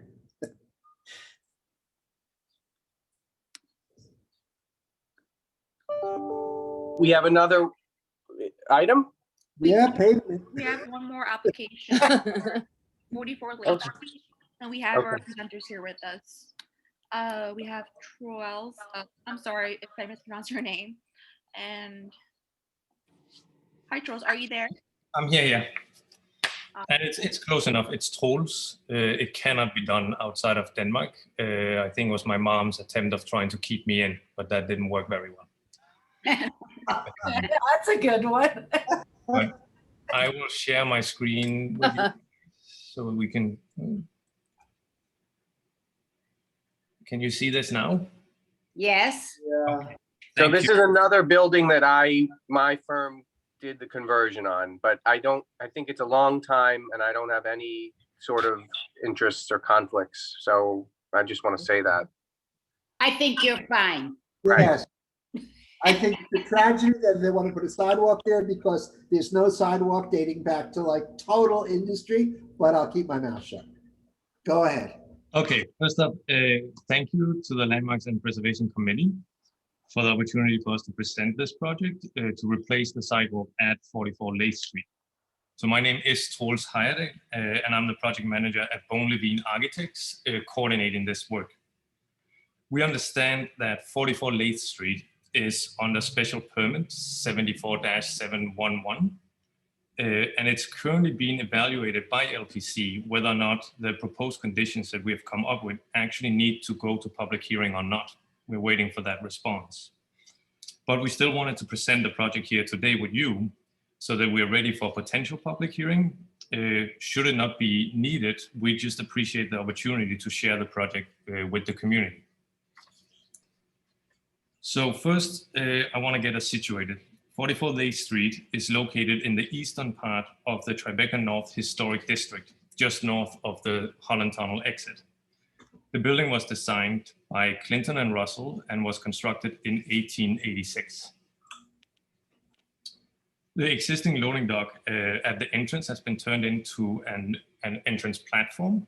It's fitted with a ramp and stairs at opposite ends, and the sidewalk passes in front of this. As shown on the overall photos to your left, the existing sidewalk is made up of Belgian cobblestone without a raised curb. Without this curb, pedestrians are not adequately protected from motor traffic in the street. Shown on the close-up photos on the top right, the sidewalk has had multiple repairs over the years, causing a range of different looking cobblestones to now make up the sidewalk. These repairs have also been done with different methods, which has left joint conditions very inconsistent. Shown in the detailed photos at the bottom right, the curb is in some areas almost non-existent, so badly damaged and deteriorated is it, primarily from heavy traffic running over it. And the cobblestones themselves are often heavily damaged, exceptionally worn down, and or evenly unsettled. This all causes the walking surface to be highly uneven and presents a tripping hazard, which in snowy and icy conditions, with such an uneven surface, this tripping hazard becomes even more severe. Furthermore, at the current moment, a person in a wheelchair is not able to travel on this sidewalk, and thus is not able to simply go down the street. All these issues we feel qualify the sidewalk for replacement, and are issues we want to address with simple upgrades to ensure better and safer sidewalk for everyone in the future. First, we wanted to look at the sidewalks of the neighboring buildings on this part of the Lathe Street. To the west of 44 Lathe, as shown in the photos in the upper row, the sidewalks are all concrete with a granite curb. The immediate neighbor at 46 Lathe has a curb cut to facilitate access to a gate at street level. To the east of 44 Lathe, as shown in the bottom row, the sidewalks are all concrete as well. Here they're done with a metal curb. But at the corner of Lathe and Warwick Street, the curb switches to become a granite curb. We then expanded our survey to look at the sidewalks in the greater Tribeca North Historical District. The outline of the district is marked on this map by the dashed purple line, and the location of 44 Lathe Street is called out in red.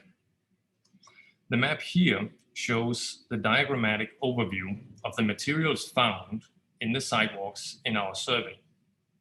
In the area, the dominant sidewalk material is concrete, but there are also granite flags and a mixture of cobblestone and pavers, along with a few bluestone sidewalks can be found. These have all been keyed in with colors on the map you're looking at.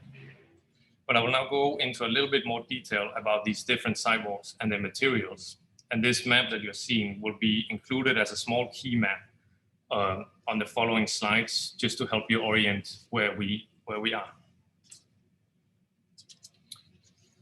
We found in the immediate area 4 locations that have full granite flags.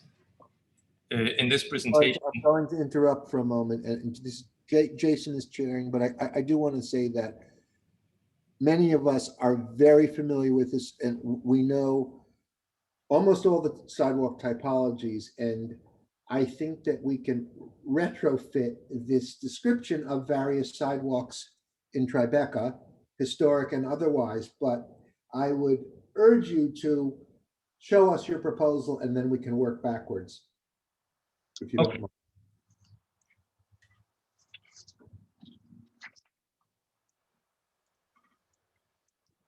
And while you're flipping around, I do want to say that, again, when I first moved to Tribeca, this block was all still industrial and warehouse. And most of the buildings on this block, which are interesting because when the Holland Tunnel Rotary was constructed, it cut off Lake Street. It's actually almost a dead end. It's a U-turn from Vestry. There was no sidewalk. It was just cobblestone that went right up to the loading docks of the building. There was no separation between pavement such as it was and sidewalk. Okay, sorry, go ahead. So this proposed condition is taking into account the characteristic of the existing sidewalk, the safety and comfort of pedestrians, along with the usability of the sidewalk. We propose to create a raised granite curb to protect the pedestrians and avoid the sidewalk from being damaged by heavy traffic driving onto it. At the gate on the east end of the property, a curb cut will be provided for easy access at this point. We propose to install a Belgian cobblestone sidewalk with 2 lines of bluestone or granite pavers running through it to allow wheelchair users, strollers, USPS cards, and other cards to have unobstructed access. We will also add 2 pavers at the entrance to the ramp to ensure that wheelchair, strollers, carts can easily transfer from the ramp to the neighbor's concrete sidewalk. As mentioned, we understand that this building is under special permit section 74-711. And in responding to that situation, we believe that the proposed condition is in keeping with the special character of the neighborhood, while adding ADA access, better protection for pedestrians, and for the longevity of the sidewalk construction to keep it beautiful and safe for years to come. And I can now show this exact, a similar situation can be found in the neighborhood.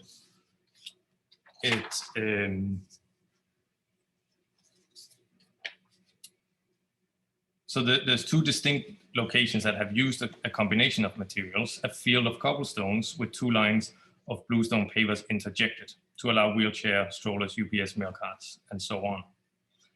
At location 5, 77 Lathe Street, there is a metal curb inset in a thin band of concrete, whereas location 6 at 39 Vestry Street has the curb flush to the street, and the area between the street and the first row of pavers is chamfered to navigate this difference in height.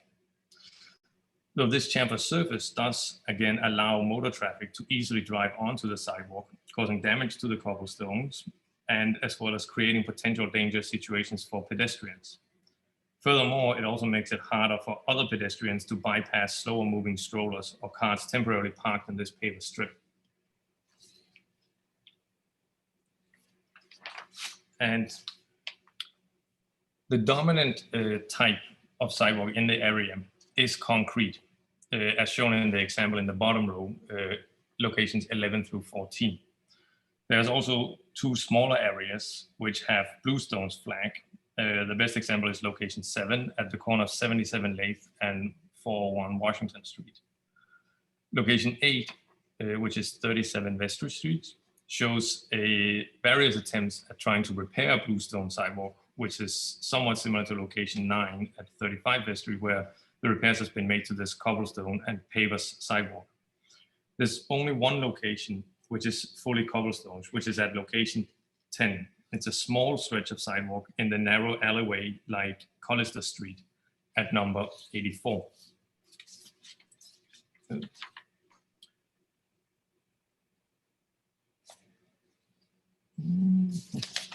There is the Grandstone Flags have been found in 4 locations nearby.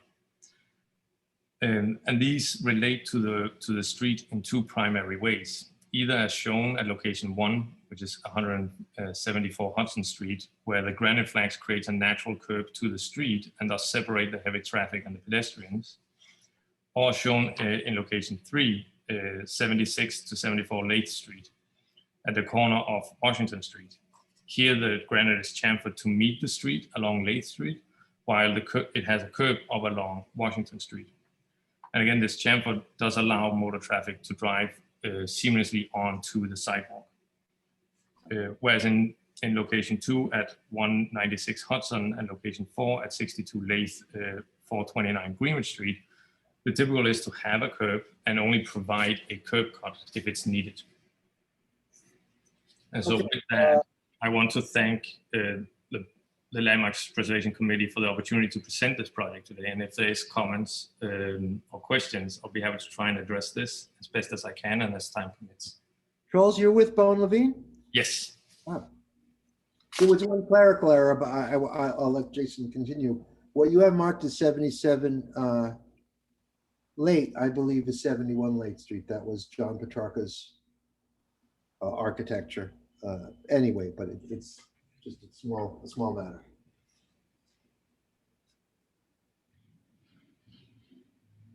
Jason?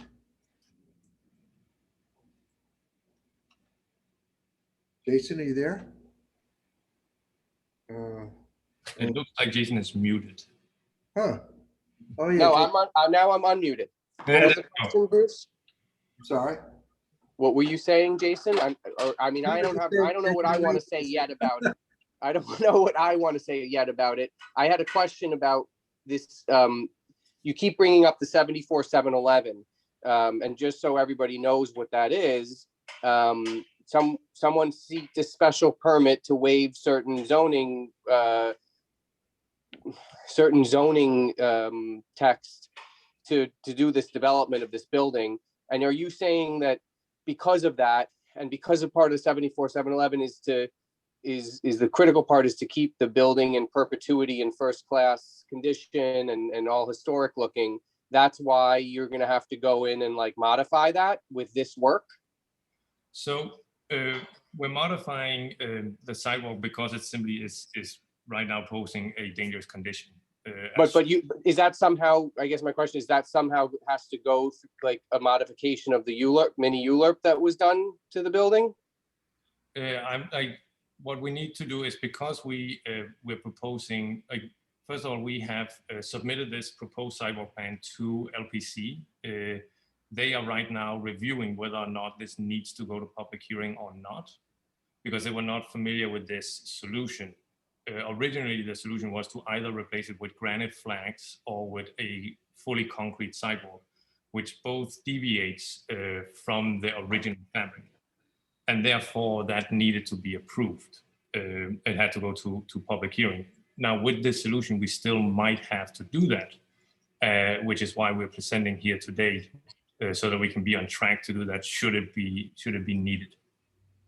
Okay, one more question just to clarify. When the major renovation was done from an industrial building to apartments, yes, what was approved under that LPC permit, and it sounds like some sort of city planning permit for this area? Can you describe what that was? I do not. We did not do any of this. We've only been brought in to do the sidewalk, and I don't have that information with me at the moment. So that will be something I'll have to look up. It could also be possible that nothing was proposed because it was in the condition it was in wasn't flagged at that point, and it just wasn't addressed, right? That could be possible too. That could be. Yeah. Okay. So you're proposing in front of this building, all of that detail that you blow up, and let's say this building is 125 feet wide. I don't know how wide it is. For that continuously in front of the building, you are proposing this detail: new Belgian blocks or the existing Belgian blocks reset, the 2 rows of bluestone, and then Belgian cobbles, and then this curb, and then what's existing at Lake Street, correct? That's correct. Okay, so is there a reason? So, and you're also saying that it wouldn't be wheelchair accessible if we put all Belgian block, right? Yes, that's correct. That's the 2 rows of bluestone are to make this more accessible for people who are handicapped or don't have the ability to walk with 2 feet, whatever, injured, whatever. It's for that. It's to help the USPS postal service that have the little carts, strollers, and other people with carts, and to ensure to have a smooth, flat surface especially in the occasion when ice and snow comes in. This would be a much safer surface to walk on. So I don't want to be the designer again, but I'm just going to say,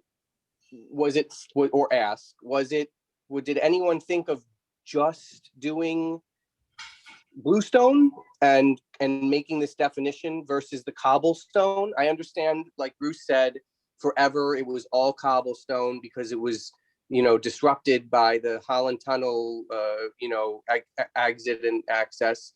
But to me, by like trying to do these multi-materials, I'm not sure I prefer that to just going with one material that could have been there, like bluestone, that's carefully done all the way across the front of the facade. That being said, if everybody else likes this and the place is really in bad disrepair and you're going to be putting in brand new, beautiful stones of any sort, I think I could get behind a positive resolution, but I'd like to hear what everybody else says. Yeah, if I can comment shortly on that. The reason to not just put in big flags of either bluestone or granite is to preserve as much as we can with the cobblestones, which is the original material in the area, just updating it so that we have the safety and the convenience of the users in mind. Jason, Mark has his hand raised. Okay, Mark, go for it. Yeah, do you have, other than this rendering, any photographs of the materials or photographs of an example of what this might look like, other than just this the abstract rendering? The closest would probably be these photographs from the neighborhood where this similar solution has been made in two places. So on the top row, you see that 77 Lathe Street. This place, though, has a concrete and metal curb, which we would like to avoid. We would much rather have a stone curb. And the bottom line of photographs is from 39 West Street. When were the? Do you know when these were? Constructed. I know that 77 Lake Street is fairly recent. We have just, it took a long time to get the archive material from LPC. We've just received some of the material from this project. I know that this was approved fairly recently. And Jason, Bruce, did those come before us as well? I'm not remembering. I can interject. Yes, they came before us. I again, they're using some topographical map or an old block and lot map. What he's referring to is 77 Lake Street is colloquial known. The whole building is known as 71 Lake Street. The western end of it is a brick and terracotta building, loft building, historic, restored. The identical building typography was added exactly the same, but in metal composite by John Petrarca. And that was completed in 2014. And all of these elements came before us, including the sidewalk. And in fact, LPC had some specificity as regards the sidewalk. So that's the answer to that, to your question. So we want to have something more. John Petrarca, I meant, I'm sorry. That was a big mistake. John was passed away by then. I meant. Yeah, John wasn't what this is. But so we want something more like that, other than what they're proposing. Well, that is basically what they're proposing. Is it close enough? It's like I said, the rendering is. I'm trying to visualize it. Mark, if you can, go to Google, go to 71 Lake Street or 77 Lake Street, and you can see very clearly the pavement. Go to the image, and it'll show you the pavement almost exactly as what they're proposing, at least the new pavement in front of the building. So, is that accurate, applicant? Is that accurate? That's pretty much what it's going to look like. I mean, very little deviation from what you're proposing. Yeah, it's going to be the exact same concept. Okay. The all right. Deviation is the stone curve. Thank you. We also have two other attendees with their hand raised. Scott Payne, followed by Why do you raise your hand? Who's attendees? Sorry, it's Vicky Cameron. The picture on the lower right hand, is that, they're all number 6? I'm sorry, I can't see. That's because it's all they're all location number 6, so that these are all photographs of the same sidewalk. Okay, well, whatever. Now, the left one and the right one, sorry, that's what it's gonna look like. That's your neighbor, right? It is not our neighbor, but it's in the neighborhood. Oh, okay, but you're proposing the same layout. The basic same concept for cobblestones and With pavers. And in this proportion, right? More or less, I would have to obviously measure, but more or less the same, because this also has this loading dock turned into entrance ramp. Okay, thank you.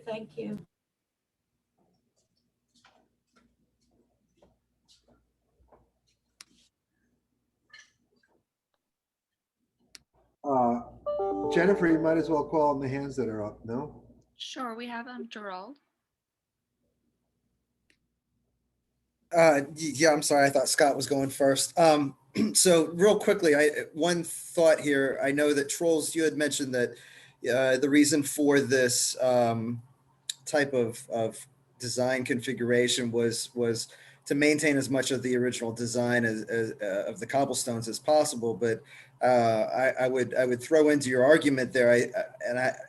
I would need somebody else to weigh in on this regard, somebody from the city, but I don't know what sort of utilities are under the sidewalks here, if any at all. But I will say that what I found in my experience is that having individual and smaller units of paving certainly goes a long way when a unit either cracks or needs to be replaced, or again, when sidewalks need to be taken up and put back down. So I know, I believe Jason had mentioned earlier about a case for some larger bluestones. Unfortunately, what happens is when those bluestones get moved, or with the freeze thaw cycles, they can crack and create the same problem that you have currently. So I think that this is a very smart design intent to have smaller units. Well, my hand is raised, but I'm going to speak if no one calls on me.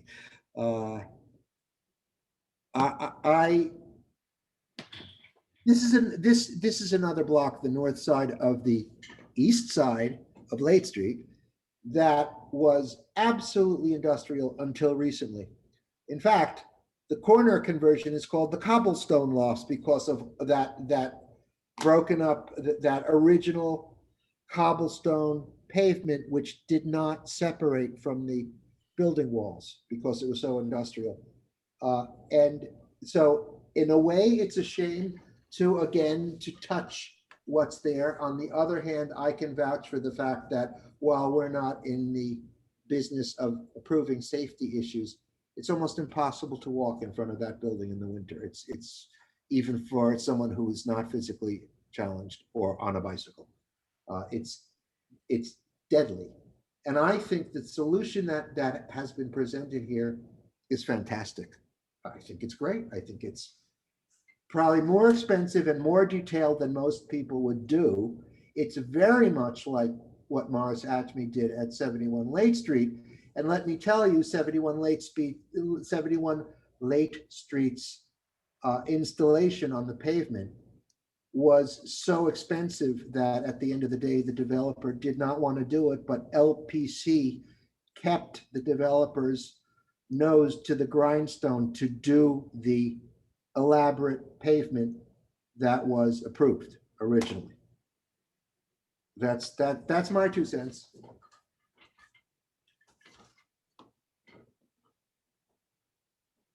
Do we, Susan, Vera, Vicky, I don't know. I have nothing to add.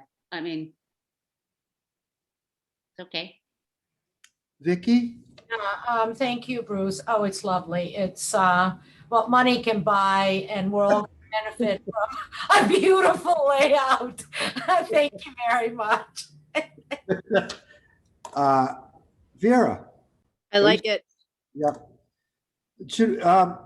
Jason, should we ask Barry Mandel, who marketed the building, what she thinks? I'm just kidding. Okay, so So, there we go. Only if you want to call Joe Lombardi and ask him what he thinks about it. You call him. You call Are there any studios for rent? him. So, Jason, you want to take a vote or? I'll call it the question. Okay, call the question. I call the question. I second it. Jennifer, you want to go around the room? Yeah, we'll go through our last roll call just quickly. Bruce, Yes. Jason, Jason, yes. Mark, Yes. Vicky, Yes. Susan, Yes. and Vera. Yes, Awesome, and the motion carries. thank you. Thank you. Thank you. So we can be quick on the other two items.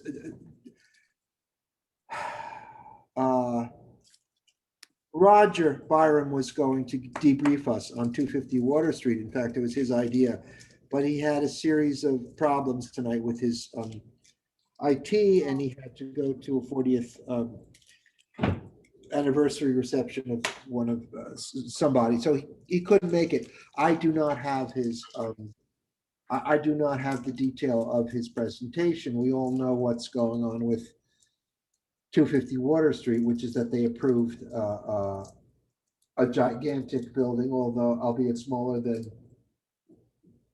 you know, 2 iterations smaller than what they had originally proposed because of us.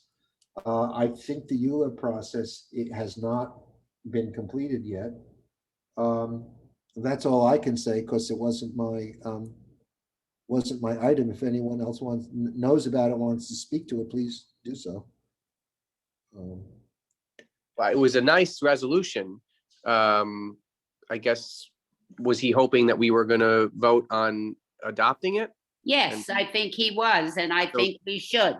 But we have a resolution. I thought he wrote in his email to us, Jason, regarding number 6, the need to protect and preserve our historic districts. I didn't see a separate resolution on 250 Water again, did you? No, there wasn't. It was just in there that he noted it as like a place. Right. Maybe, so I don't know if are we allowed to like just, well, we can, right? Yeah, we have, I have. For people to see, because I don't know if he sent it to everyone. Did he? Just to be clear, are we talking about item number 5 or 6?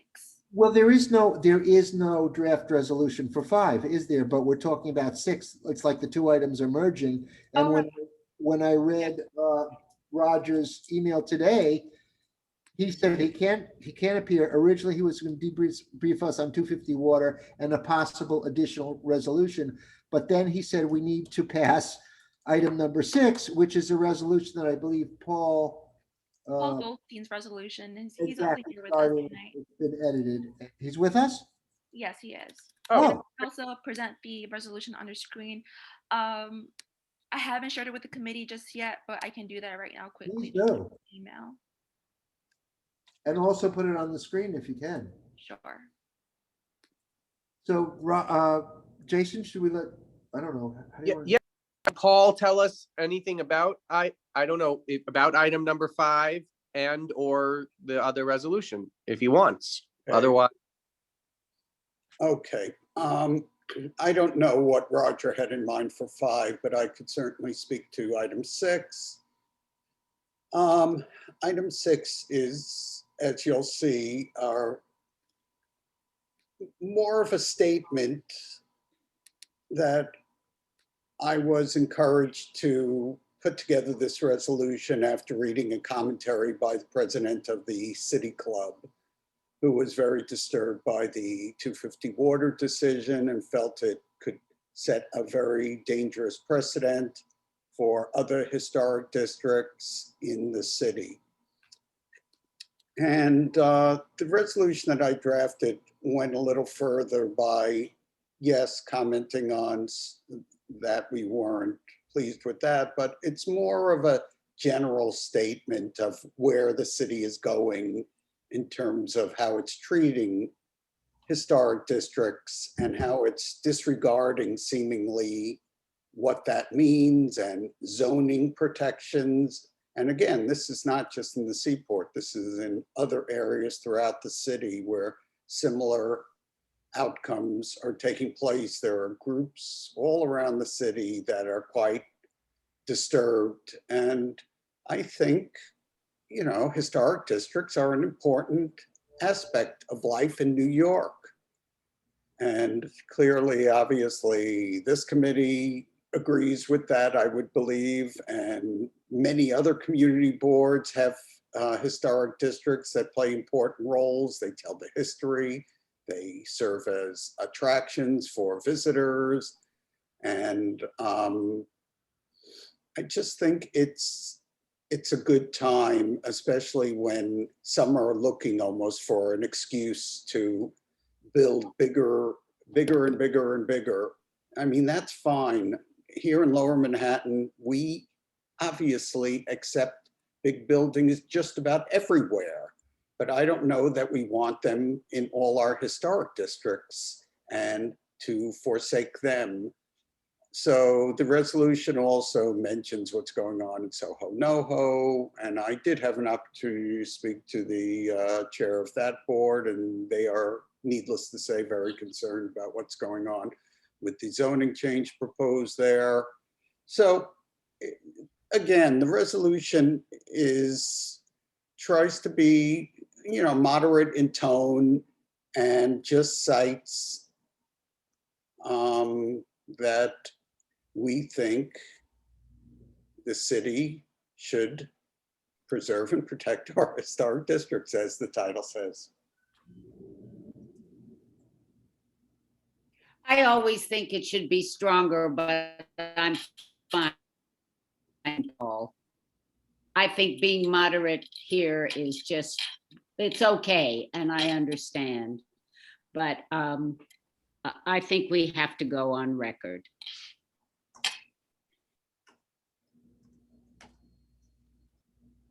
Do we have the full I only have, I mean, we can't get both pages up, right? It's not possible. Is it? I mean, I have it sent, but I don't think the whole committee has it because we were asked to share it. Okay, good, getting there. Okay, wait, so now we'll just, may I read it again, even though we had it? Right.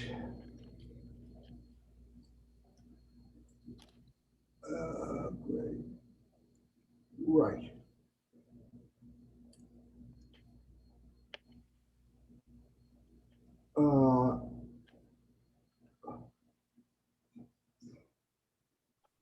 But just flip back up. Okay. Oh, back up again. I want to see page 2. This is the one Roger sent us. Am I correct? Yeah, but I think Paul wrote it. It doesn't matter. I wrote the original draft. I sent it over to Tammy and to Alice. Alice made some edits and I accepted her edits. And then I sent it to Roger just for FYI. And I guess he distributed it. I wasn't clear, you know. Yeah, it's so small now, I guess you can't do both pages. Let's just see page 2 now, because it's so small I can't read it. Okay, scroll up, please. Okay, hold on.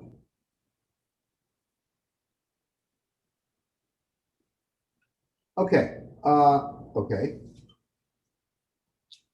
I don't want to,